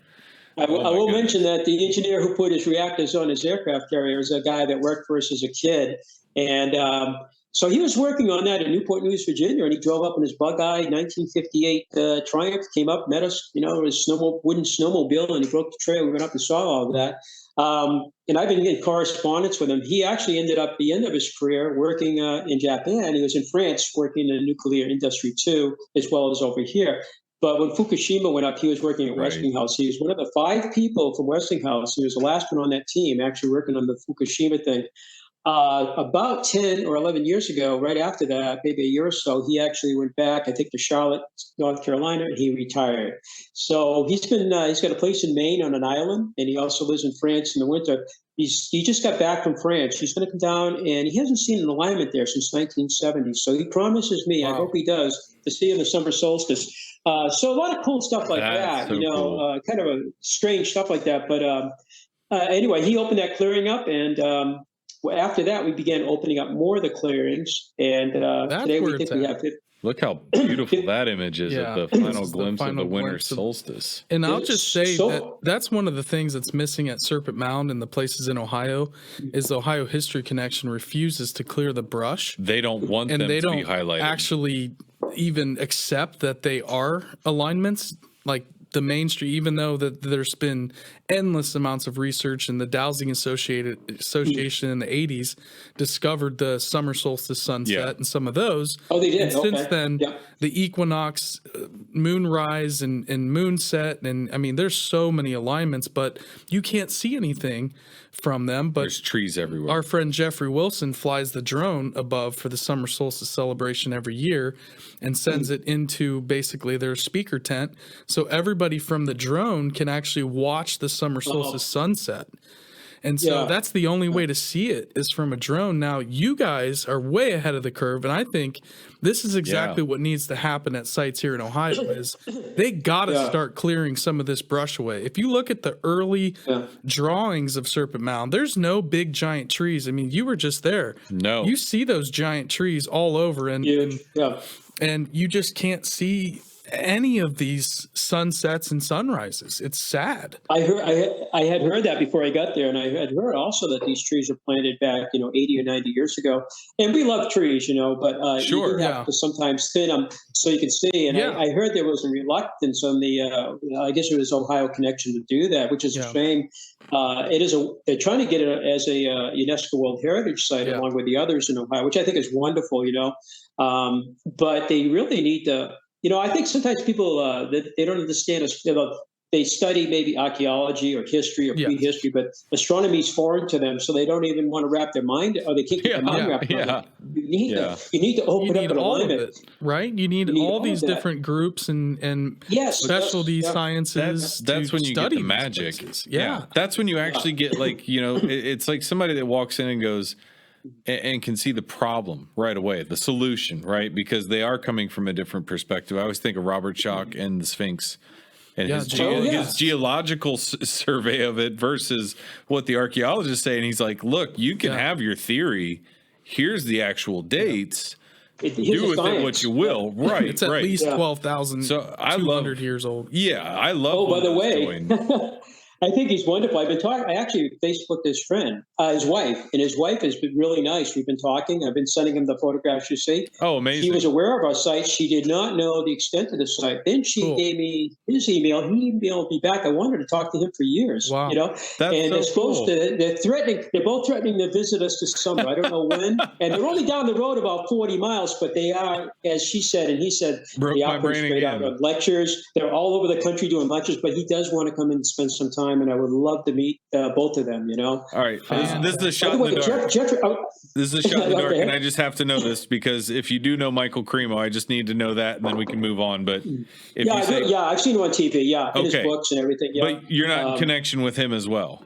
Can you fix this up? No, I was wondering the same. He's trying to get his contact you've from thrown you, out Dennis. so many amazing names right now. People are like, oh yeah, I'm talking. I'm like, just on a chance, if you know Michael Cremo, I got to put that out there, but you don't. But yes, we share an interest. By the way, let me just actually put it out there and remind everybody how we found out about. Well, we knew about Dennis and we knew about America's Stonehenge. But, I did not. Mike did. But I'll be fully honest. Heather L. Arnold actually sent us. Yeah, she's wonderful. She connected us with you and said you should totally get Dennis on the show. Here's the reaction. Here's the reaction, Dennis. She's researching the Reuben Giants. She sent me your name and gave me your story. I went to Mike and said, hey, I've got this contact from Heather. What do you think? And he goes, are you kidding me? And I said, is this good? And he goes, that's great. He goes, do you not know what America's Stonehenge is? And I'm like, no, I don't, but I'm so happy that you're happy because this is what I'm trying to do. Wait a minute. You got the guy that owns America's Stonehenge? Yeah. What do you mean? I have the desire and the interest. Mike has a lot more of the background and details to a lot of the aspects of the things that we like to talk about, so a lot of our topics. So that was really an enjoyable day for me to go, hey, I think we're going to get to talk to this guy. And he was like, oh my God, like that's fantastic. Yeah. So I'm always along for the ride. Thank you, Heather. Yeah. Heather did a fantastic job. When her episode's been so popular. I mean, it's been her episode's people fantastic. Really the ancient civilizations all across the globe. Everybody, I really think there's a resurgence, which is why I've been into this stuff for a long time. But I think we're quenching some thirsts out there for this stuff. Sure. And I think the interest, even my wife, she's mentioned the interest seems to have picked up, which is good, I've seen that. Well, when you have places like this image here, the south-facing chamber, turtle effigies, again, the turtle island mythology, Ohio being connected with that, the great Manitou civilizations and Turtle Island, and the potential that the head of the Serpent Mound being a turtle. So Ohio's very much connected with the turtles, the serpents. And here in this image, can you talk to us about this chamber? Yeah, that chamber is pretty much original. 1982 and I think 1993 or something, there was some earthquake, caused a little bit of damage to the front of it. It didn't knock it down. It just cracked a couple rocks, and our archaeologists had to do a little repair on that. But that's pretty much, if you look at Goodwin's photographs, it looks like it did back then. And people have been saying in the last couple of years, hey, that chamber up there, the south-facing chamber, we used to call it the lilac chamber. There's lilac bushes on top that the Patty family may have planted there. Looks like a turtle. And I'd walk up there, I'm like, well, turtle, what are they looking at? I couldn't quite visualize that. But last summer, I went up with my dog. We live on the summer solstice sunset, kind of. We bought 2 acres back in 1985, built a house here in 86. We're on a cul-de-sac. Fortunately, we were able to get the land that abuts the property here, and we bought our own property, and we're neighbors of this, it's in our backyard. So I was walking my dog up here quite often for exercise, plus just to keep an eye on the place, And I went over there, it was an overcast day, and I took a whole bunch of photographs. Some of those are the ones we'll be using today. And I got back, I stood back from it, and I looked at it, I said, oh my God, I think I see the turtle now. I wasn't sure, but it looks like the head could be on the left, and it's partly out of the frame here. We're missing part of the head, but the leg underneath that lintel, the lintel would be a belly, the leg on one side, and the back leg, and you can see how it goes off to the right down to a little tail. And I think that's what the people were talking about. When you stand there now and look at it, it almost looks like the profile of a turtle. And you can see up by the lilac bushes, the hump back kind of, Yep. I think it could be. I wouldn't bet my life on it, but that may be in fact the shape of that structure. That's interesting. Yeah. I see you're Mike so talked about. I'm glad it took you a couple minutes. Yeah. It took us 65 years to see that. You saw it. I mean, well, you'd be entering the body on the left-hand side, right, between the left legs. Is that what you're saying? So in this picture we're looking at. You go right. I think if you're crawling if you went straight into the chamber, you're crawling under the belly, and the leg is on the left side. There's a leg on the right side, of that opening. Right. But I'm saying you're coming from the left-hand profile of the turtle where the opening is. Yeah.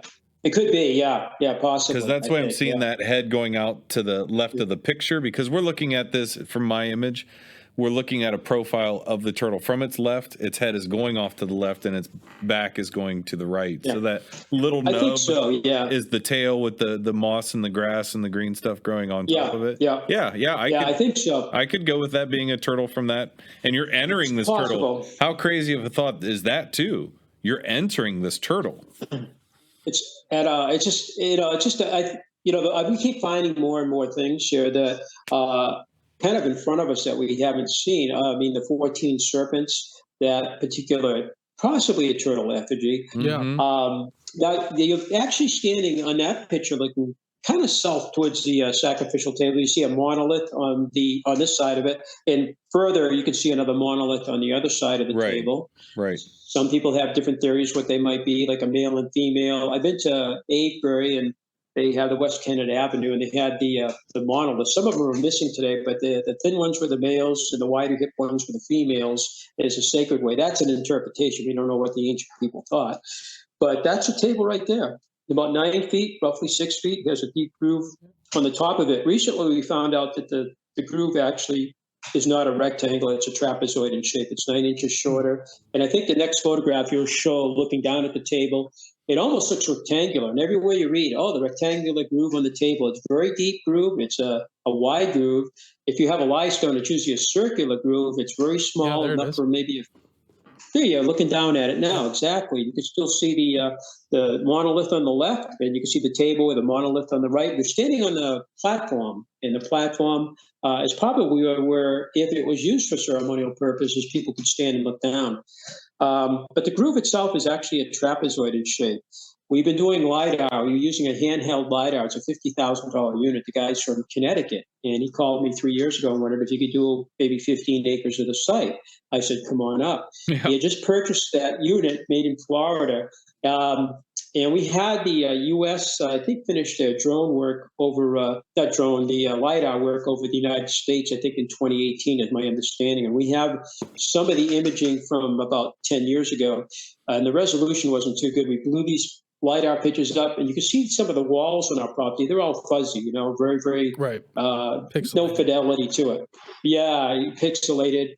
Well, this particular unit was $50,000, and it basically puts out 300,000 points per second. Each square meter is 150,000 points. And he said the drones were about 400 to 800, and airborne was less than that. So this is really high fidelity.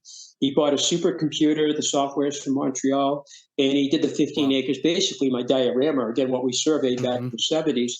And you can see down to about a centimeter or two. You can actually have something that small and actually figure it, maybe a penny or a quarter. You can actually kind of make it out.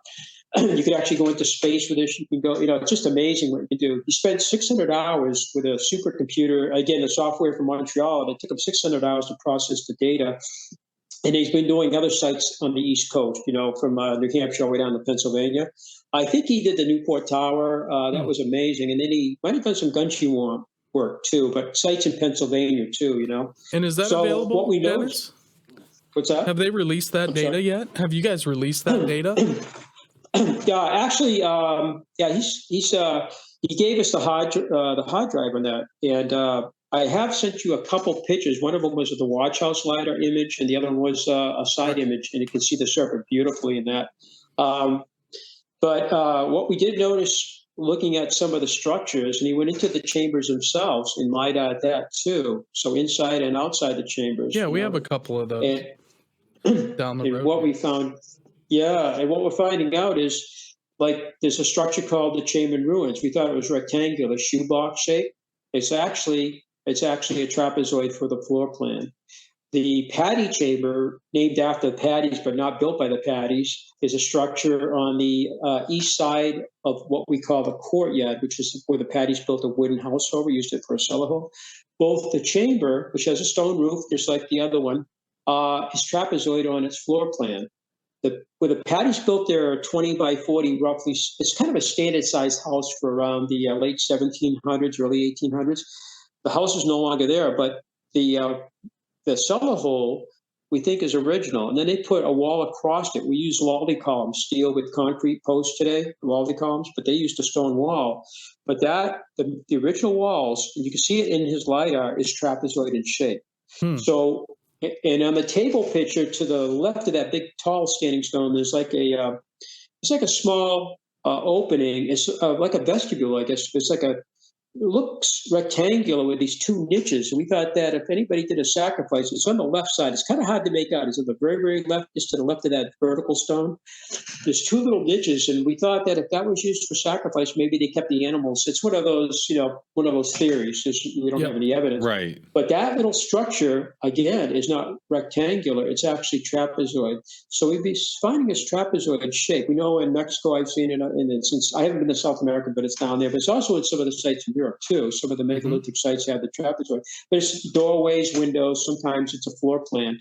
Well, we're finding the trapezoid seems to be something going on with our site, and that's going to need more research, more work to look into it, to verify it, and then maybe somebody can come up with some ideas, Yeah. So trapezoid's a new find in the last couple of years. My dad never knew about that. The serpentine walls, that happened 7 years after my dad passed, just as a reference. And that there is the oracle chamber, and that's about 27 feet long. It's shaped like a Y. If you took the roof off, look down at it, you used to call it the Y chamber. It looks like the letter Y almost. You're just looking kind of north and south towards the entrance, and the entrance used to have a roof over it with a lintel. And we have all those photographs going back to about 1900 with the roof still on it. They say in 1928, the town of Salem lowered the lintel stone into it to keep kids from playing inside the chamber, because just above your head where this picture's taken, there's a big, one of the large roof slabs. And today it's still cracked. We have metal. We have these metal beams going across to help keep it in place for safety. Wow. Yeah. Our archaeologists. No. I don't know if you can. Maybe it's in the ceiling. Might be I don't know. They're actually. Can we show that, Kyle? I'm not sure. But there are three beams up there now to help hold it up, But Gotcha. The town was worried about kids getting in there and getting hurt if the ceiling fell in, if the multi-ton slab come down on top of you.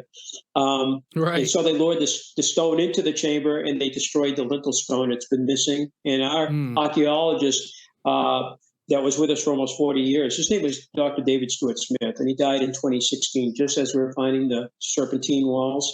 And another thing we started finding that year are windows, linteled windows in the stone walls themselves. We think we have about 20 of them today.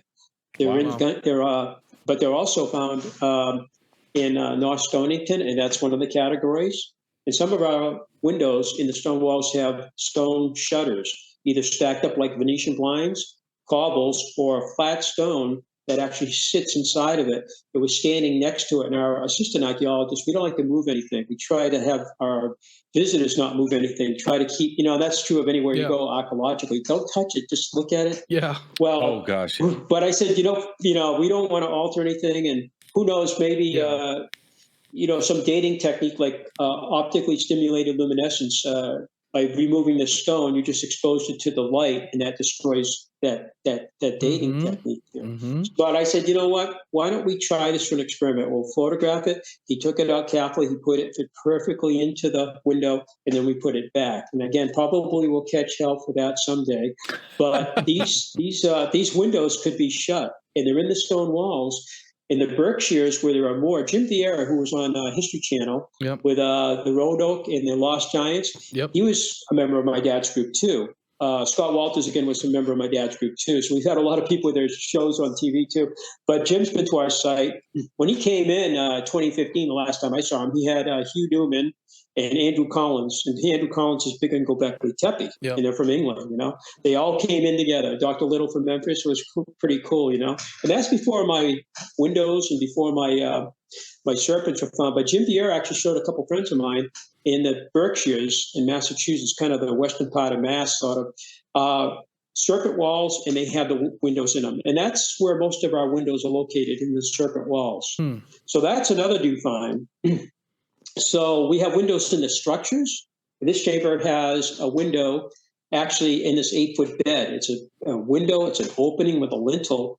That's in the structure. The chamber ruins has 2 windows, but the stone walls, we never knew until 2016 when I started finding these windows in the walls. I'm like, what the heck is that? Beautiful lintel windows. And my dad used to go out there 20 years ago with a doctor of astronomy from Penn State, Dr. Winkler. He joined us in 1997, and he was with us for 4 years. Actually, from 97 to 2001, he died of a heart attack. He was there for 34 years. He was an archaeoastronomer. And he used to go out and look at all these walls. I'd be flying, and my dad would tell me at night, when I get to the hotel, he goes, oh, yeah, Louis and I, he came up from Pennsylvania. We were out there looking at the windows on my ATV. He'd ride them all over the place. They never saw the serpent shape, and they never saw the windows, and their eyes were open. These things are hard to find. Yeah. In fact, I was doing some cleaning for firewood, and I'm looking, and then I didn't see anything. I went back like a week later, and I'm moving more firewood. I'm like, my God, what did they just appeared in front of me. There's the windows I didn't see a week before that. Oh, wow. I don't know why it's like that. It's just, I mean, you can hiding in plain. There's so much there. You can drive the same road to your job for 30 years, and that 31st year you'll go, I never noticed that house over there. I've never seen that road or whatever it is. So sometimes it's just, if your mind isn't in that mode, the light has to catch it at a certain time for you to really exactly. Yeah. Where it highlights something that you've never seen from that angle. Yeah, absolutely. So it's understandable. Yeah, that happens. Yeah. And especially being in some nature that's grown over it too, and trying to parse that away and look at it and go, what am I seeing here? That's difficult. And then earlier you had talked about these speaking tubes, which I didn't want to go too far in, but we have this amazing image here. And you were talking about how they were capped to maybe be preserved from flooding, or who really knows, but how are these connected? Yeah, so you're looking to the west from the inside of the oracle chamber. You have to walk down you look at the entrance, you're heading kind of like to the north, that 27-foot part of the structure, and there's a whole wing that goes to the east. So you're looking west, and that above there is that little opening, and that's actually the speaking tube. It goes through about 6 feet, comes out underneath the sacrificial table.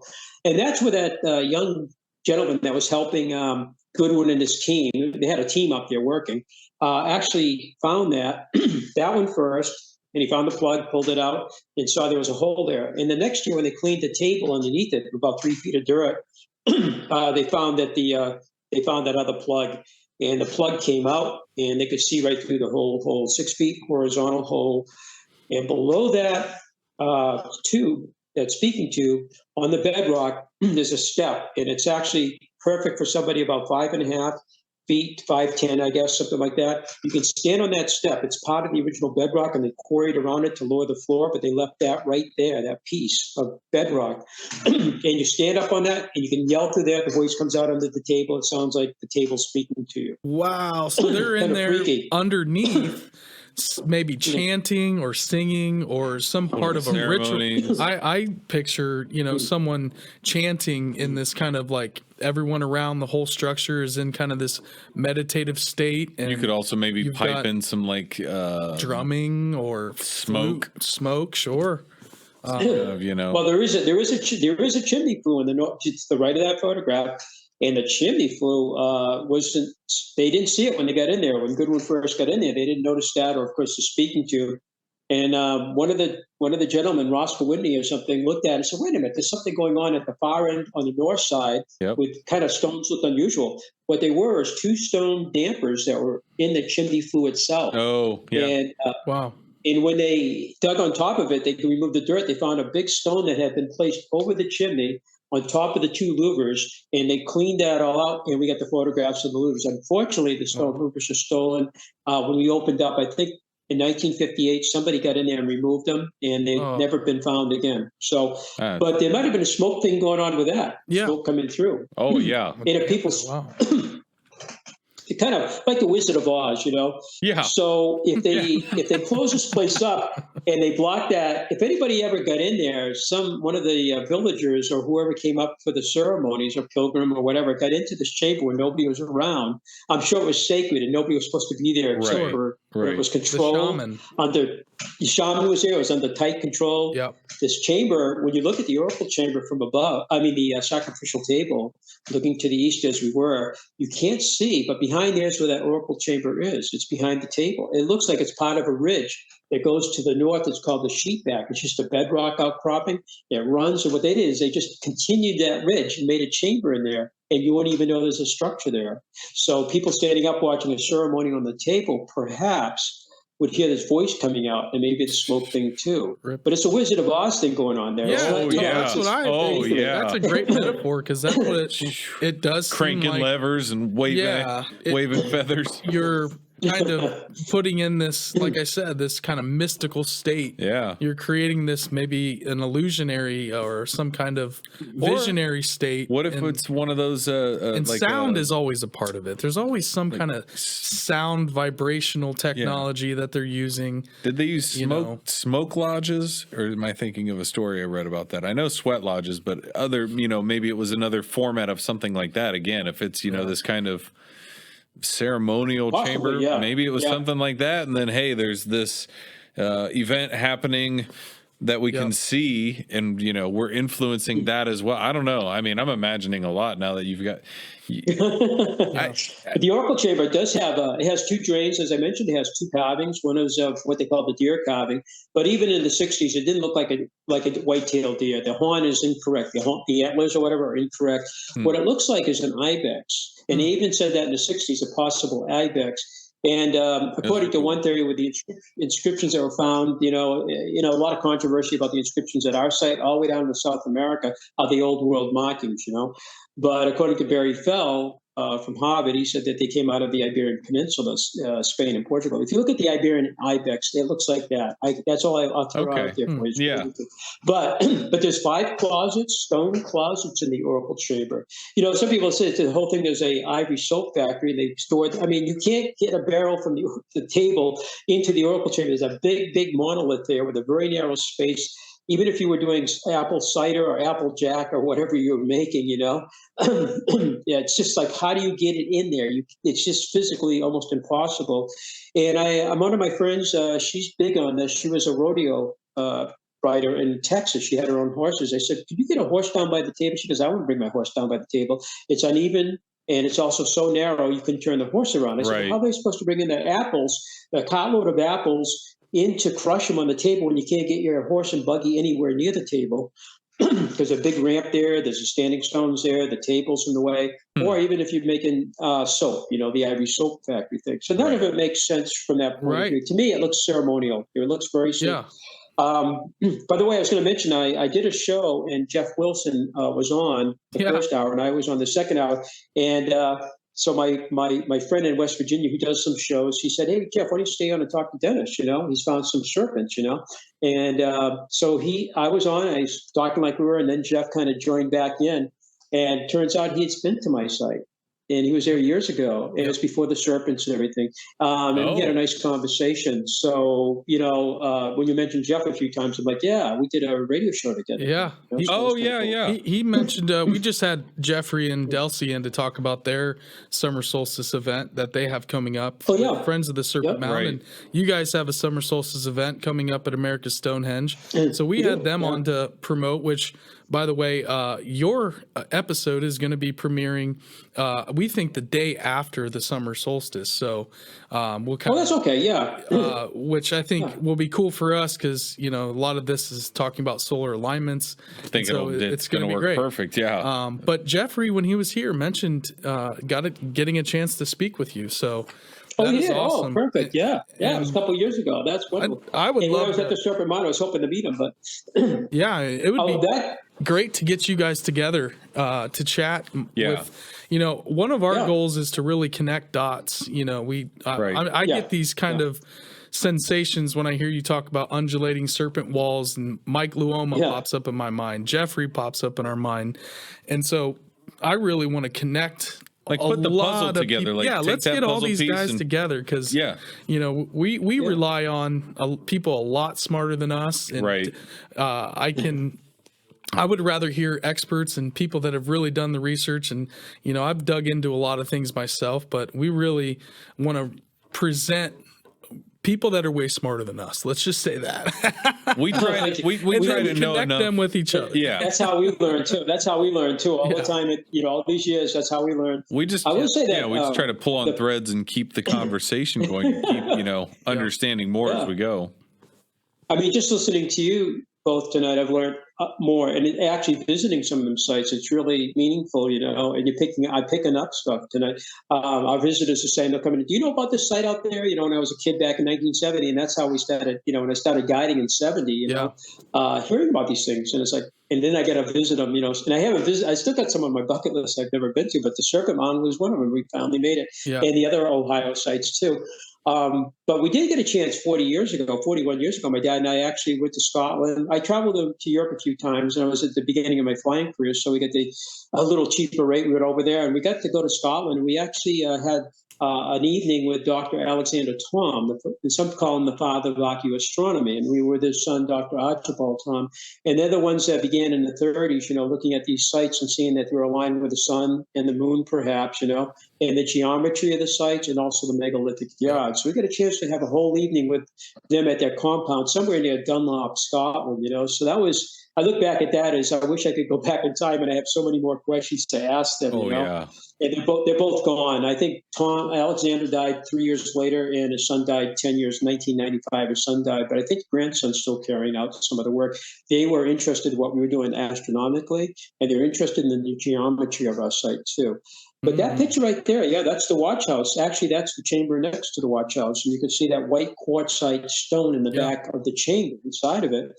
Hans Holzer used to come up in the 1970s, and he wrote a book about us in 1992. So consider him like the father of the paranormal. I don't know if that's an actual, what everybody thinks, but he came up many, many times. And when he wrote the book in 1992, Barbara Hand Cloud actually did the foreword, and she talks about that stone, and other people talked about that stone, wondering and giving little speculation and some ideas of what it was.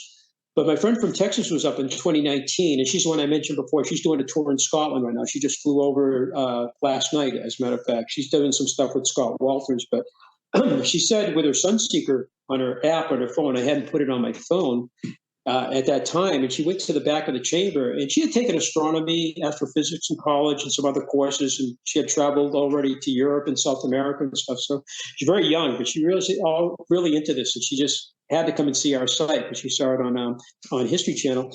And she got it back there. She goes, I think on the equinox sunrise, you're going to see around 9 o'clock, that stone should get illuminated by the sun. And all the trees were still in front of it, like a Great Serpent Mound, which was trees there.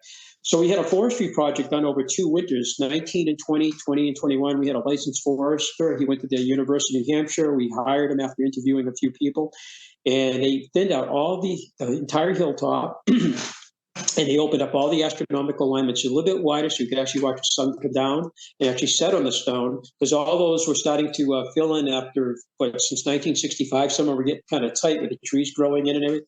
So we opened them all up, and this one here had never been opened. So we opened it to our neighbor's property. We couldn't go any further, but it did allow the sun to go in. And as you can see, in 2020, spring equinox, we saw the stone illuminate. If you look carefully, you can see the shadow and light actually frame the top of the stone. So in 1920, that was a surprise to us. But 30 minutes later, it looks like it morphs into almost like a hand pointing back at it. Right. And that, for the folks that are just listening, we're looking at this chamber, and there's a lentil stone on the top, and the sun is shining right into this chamber. But right in the middle, there's this highly reflective stone that's absolutely there on purpose. There's a shadow that's coming over the top of it that creates this point, and it's just like you said, if you hadn't cleared off the woods, you would never understand or never know like the clues leading how special this was. And kudos to you guys for clearing that to make this possible, this illumination possible. But it's obvious that this was done on purpose. I mean, this is just like absolutely incredible. And one thing really quickly, and we can talk about it a little bit more off air because we've talked about it a lot on our show, is you were talking about earlier, is using some stone to essentially have these carved edges that then cast shadows or create alignments where they look like serrations. And that's something that we found at V-Bar-V World Heritage, V-Bar-V Heritage Site in the Verde Valley in Arizona, where they were actually there was a petroglyph of a serpent with 7 bends, and this stone cast a shadow, and it was a summer solstice, winter solstice, and equinox alignments on a petroglyph of a serpent in the Verde Valley in Arizona. And they're using these techniques to carve these stones to be able to cast the shadow, very similar to what you were talking about earlier. So that kind of reminds me of this as well. We can chat a little bit more. I can kind of, that V-Bar V Heritage Site, they really just discovered this a couple summers ago and you can't find anything about it. I've never heard of it. I've been out there. Yeah. I've never heard of that. Yeah. Wow. But real quick, I will say that. What we did is that's what we saw in 2020, 2021, but in 22 also in 23, I got up at 7:30 in the morning on that particular, back on that picture there. But I got up and I was up there at 7:30 watching. And what it does at 7:30 is a shadow and light actually, it's shaped like the bottom of the stone. It actually shadows, which is this shape. 30 minutes later, it's that shape on top. About 30 minutes later, it turns into a hand. It looks like with a finger pointing back at it. What we think that represents is a womb with an egg being fertilized by the sun's rays. Now, I've been to Newgrange in Ireland, and that's winter solstice at 9 o'clock. The Newport Tower in Rhode Island has an egg shape over the arch, and on the winter solstice at 9 o'clock, that is illuminated. Is it something to do with the male, the sun rays, the fertilization? And this is in the spring too, so very symbolic. But I think we're looking at the womb next to the serpent's head, and then the question, was that built at the same time, or did he add the chamber with the womb later? I don't know. Right. That's the head that goes around 2,550 feet. I think it's protecting the sacred area, about 15 acres, and it comes right back in front of itself. There's a, hump, 90-degree twist with the thing. The boulder, by the way, is a lunar minor standstill moonrise, which is coming up in 2035. Newark, Ohio has the lunar alignments too, and I think the Serpent Mound has some of them. But it also is a cross-quarter day. You have your quarter days, the 4 seasons. A cross-quarter day, that one would be on February 1st. But today it's called Candlemas. It was called Imbolc by the Celts. But Native Americans, even at Mesa Verde, when we were there a couple times, they had the cross-quarter days. It's kind of the days in between the seasons, Right. So that boulder will be 2 different astronomical events, both solar and lunar. And we're going to be watching that in 2035 if I'm still around. We've never been able to. Hopefully we'll be around, but we never saw it. Oh, you will be. Again. Well, thank you. I'm going to hold you to it. But we never saw it because the forest was in the way. We've never been able to see that. It was predicted, but we never saw it. The lunar alignment, by the way, the lunar major alignments will be in 2024. 2025, I think, will be the lunar alignments. And then 2034 will be the lunar minor. And so I'll be watching that over that stone. And inside that, we found a bone. It was found in a 1958-59 dig. They found a bone about maybe 1.5 inches long and had a drill hole in it. Probably a small bird or something. It was probably used as a pendant. And then right near there, a stone, like a piece of slate. They should identify where the material came from. That would be interesting too, because of trade or whatever from different areas. But that had a triangular shape with a stem and a same drill hole through it. So why were these pendants inside that structure? I don't know. Yeah. But they did find 2 other bones, and those were looked at the Smithsonian back in '68, as I was talking before the show. And Dr. Lucy St. Hoyt actually looked at those, and she says, I think these are bison or buffalo. She showed them to her colleague, who was more of a specialist in that area. He looked at them and said, yeah, they're bison. She goes, but they're from New Hampshire. She goes, yeah, well, if you go back in time, the woodland bison were all over the place, including New Hampshire. So what the heck are they doing in that chamber? I don't know. But we found three bone samples in that structure there, Incredible. So it's a really interesting structure, and it's an illumination. When you look at the alignments like the winter solstice, that's like type 1 or something. You watch a sunrise or sunset, or moonrise or moonset, perhaps a star over a stone, standing. But this is an illumination. That might be like a class 2 kind of alignment where the sunlight goes into something. So we have 2 different types of alignments, and I think we have 57 alignments in total at our site. Wow. That's incredible. Unreal.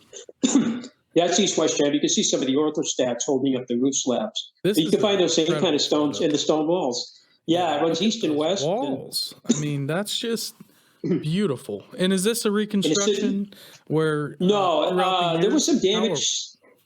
Yeah, if you look at Goodwin's photographs, it was like that in earlier photographs taken back in 1920. The four of them, one of them was of a young man standing right inside that structure in 1920. So the structure, although there's been some damage, a little damage done to it, wear and tear, that is basically exactly the way it was. The roof slabs and the wall slabs and everything. And that chamber is sitting on bedrock, like the whole site is sitting on bedrock, like the walls that surround the 110 acres. These walls are sitting on bedrock too. Yeah. That would indicate that there was very little soil when the site was built, perhaps. It's right on the bedrock. And how many? And you had a note that said it's similar to something you've seen in the galley graves in Western Europe. And I was trying to find a photo to try to compare the Western graves, but they're called galley. Yeah, the galley or gallery. They use both terms. And I've been to the ones in France. They're also in northwestern Ireland, which we get to Ireland, but we didn't get to that part. But they're also in Holland. They call them the Giant's Bed.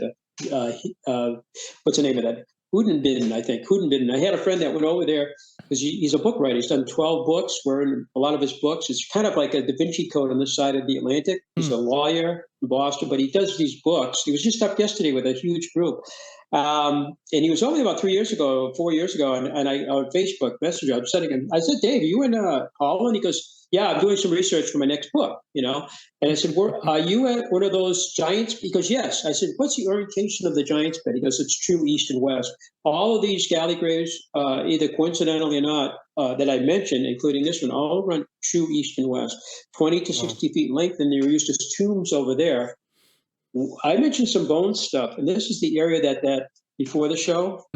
That's where you can see now. Goodwin, when he came, there's a little more soil and there's more vegetation, but you can see the bare rock sticking up, and this is where those bones I mentioned earlier. We won't get into that too much, but that's where they came from. That plat, So you can see how would you bury, Right. So they were found in the little dirt that was there, So I don't know. I don't know what's going on with that. Yeah. Well, maybe next show we'll have some information on that. Absolutely. And man, this has been incredible. I mean, Dennis, we thank you so much for coming on the show. And as we say, our cup is about full on this one. We could keep you captive for hours and hours and hours. Like I could probably go for it. Thank you. And like I said, it's amazing your family history with this place, that you guys are keeping it going. You've got the next generation, your grandson, your grandchild recently. So hopefully you guys just keep this going off into, I like that these places are in private hands. Some of these places I think need to be in private hands because, like Serpent Mountain, unfortunately, it just seems like the research stops. The research comes to a grinding halt. There's nothing being done in terms of, kind of new information coming out. So kudos to you and your family. Thank you so much. Thank you. If there's any last words or anything you want to promote or tell us about, I know you guys have your event coming up. So if you want to talk about that and where we can find you and if people want to reach out. Well, I'd like to say first, thank you so much for having me on. It was a total, it flew by. It was a pleasure being on with both of your questions and all the information you had. It was wonderful. I did learn a lot of things this evening, especially after seeing some of the mounds firsthand. It's really, really amazing out there. People have to visit Ohio too and all these other sites. But yeah, our summer solstice will be on a Wednesday, the 21st. We're going to have the lady that actually does the celebration is from Holland, and she knows all about the Giant's Beds. She's from there originally. She does this 3-hour ceremony. She's been doing it for 31 years at our site, and she does go back to Holland once in a while. And we're going to have a drumming circle, I think about 6:30 or 7 up to about 8, and then the sunset is roughly 8:24. So we'll be doing a celebration on that day, and then we'll have some more drumming circles coming up during the year, and then we'll have the equinox. And the equinox is so cool. You showed the illumination in that chamber. Actually, there's about an 8-foot slab that fell. That's where the sun rises. You can watch that. Then you go down to the oracle chamber. There's another monolith down there, and you can watch the sunrise over there about maybe around 7:30, I think. And then you run down to the watch house. So there's 3 illuminations, or I should say 3 events that happen on the equinox. So the fall equinox, we'll be watching that again. So, Very and then cool. winter solstice. So yeah, StonehengeUSA.com is our website. We're on Facebook, Instagram, and there's a phone number on our website. You can call us or email us. But there's a cool thing. It's a virtual. You can go on it, download it on your app, and it's a virtual tour of the site. It will talk to you. It has pictures and text. And as you're walking around the site and use it, you can actually use it as a tour guide. We give you a paper one too. But if you can sit in your living room in a lazy boy, you can do a complete virtual tour from our website. Just download the app, America Stonehenge. You can do a complete tour, see everything and more that we saw tonight over the whole hilltop. Right. And there's an 11-minute video presentation you can watch there too. Very cool. Very cool. I love how forward thinking that is to, if you can't get to the place, we want to give you that experience. That's really, I've never heard of that before as far as like good for you guys. Crowdsourcing Amazing. On your own. We like to share it. We'd like to share it. We want to share it. Hey, if you can't get here, take a virtual tour. It's neat. It's great. Yeah, and you guys have a YouTube channel as well, America Stonehenge, where you can see that intro video that you guys play in the museum that gives a great breakdown and kind of an orientation to the site. So go subscribe to America Stonehenge. Oh, definitely YouTube check that channel out. As well. Dennis, that was incredible. It did fly by. We really, really had a great time talking to you. And again, we're going to pop off and we're going to say our final goodbyes to the audience. Please stay right there. We're going to come back and give you a proper goodbye. Any last words for our audience about America? Come on up and we're still doing research. We're still discovering things. And, if you ever have a chance, you're in the New England area, about 40 miles from Boston, come on up. And we're open every day of the year except for Thanksgiving, Christmas, and the occasional New England blizzard, So we're there 363 days a year. We're open. And we'd love to have you come up. And again, if you can't see it, go onto the website, look at the virtual tour. People live, in Hawaii can watch it and maybe visit us someday, or, if they can't, it's still a really nice way to tour the site. So, Absolutely. But thank you both. I really enjoyed tonight. Thank you so much. Oh, awesome. Our pleasure. Our pleasure. Hey, there you have it, everybody. Dennis Stone from America Stonehenge. Dennis, thank you so much. We will be right back to say goodbye to you. Take care, guys. Dennis. Oh my gosh. That was incredible. And hey, by the way, the Strange Road, I think we got to get to. I think Salem. His address is like 2121 Strange Road Avenue or something. Like he lives at the nexus of strange. Yeah. And down the road, there's a lot going on. And down the road is Fravor. Yeah. So, Strange Road field trip. We're heading to America's Stonehenge. The equinox might be a good time for that. I'll tell you for that. That would be good weather. Anyways, let's not go. Let's not. We'll talk to Dennis, but we got the wheels turning. Yeah. Everybody at home, thank you so much for watching. Thank you so much for listening. You guys are the best. Again, you can follow us at The Strange Road on Instagram, TikTok, and Twitter. The Facebook group Strange Road Hitchhikers is rocking and rolling. Leave us a 5-star rating. Subscribe to our YouTube channel. Hit like on this video. Check us out and share. If you guys like what we're doing, please share. Get the word out about Stonehenge of America Stonehenge and Dennis and all the things he has going on. And I think that's about it for us. As we say, the cup is approaching full. And of course, as always, thank you to Stoner and Disbro for making everything look and sound great. You guys are the best. Mikey and Bub signing out. Peace. Later, everybody.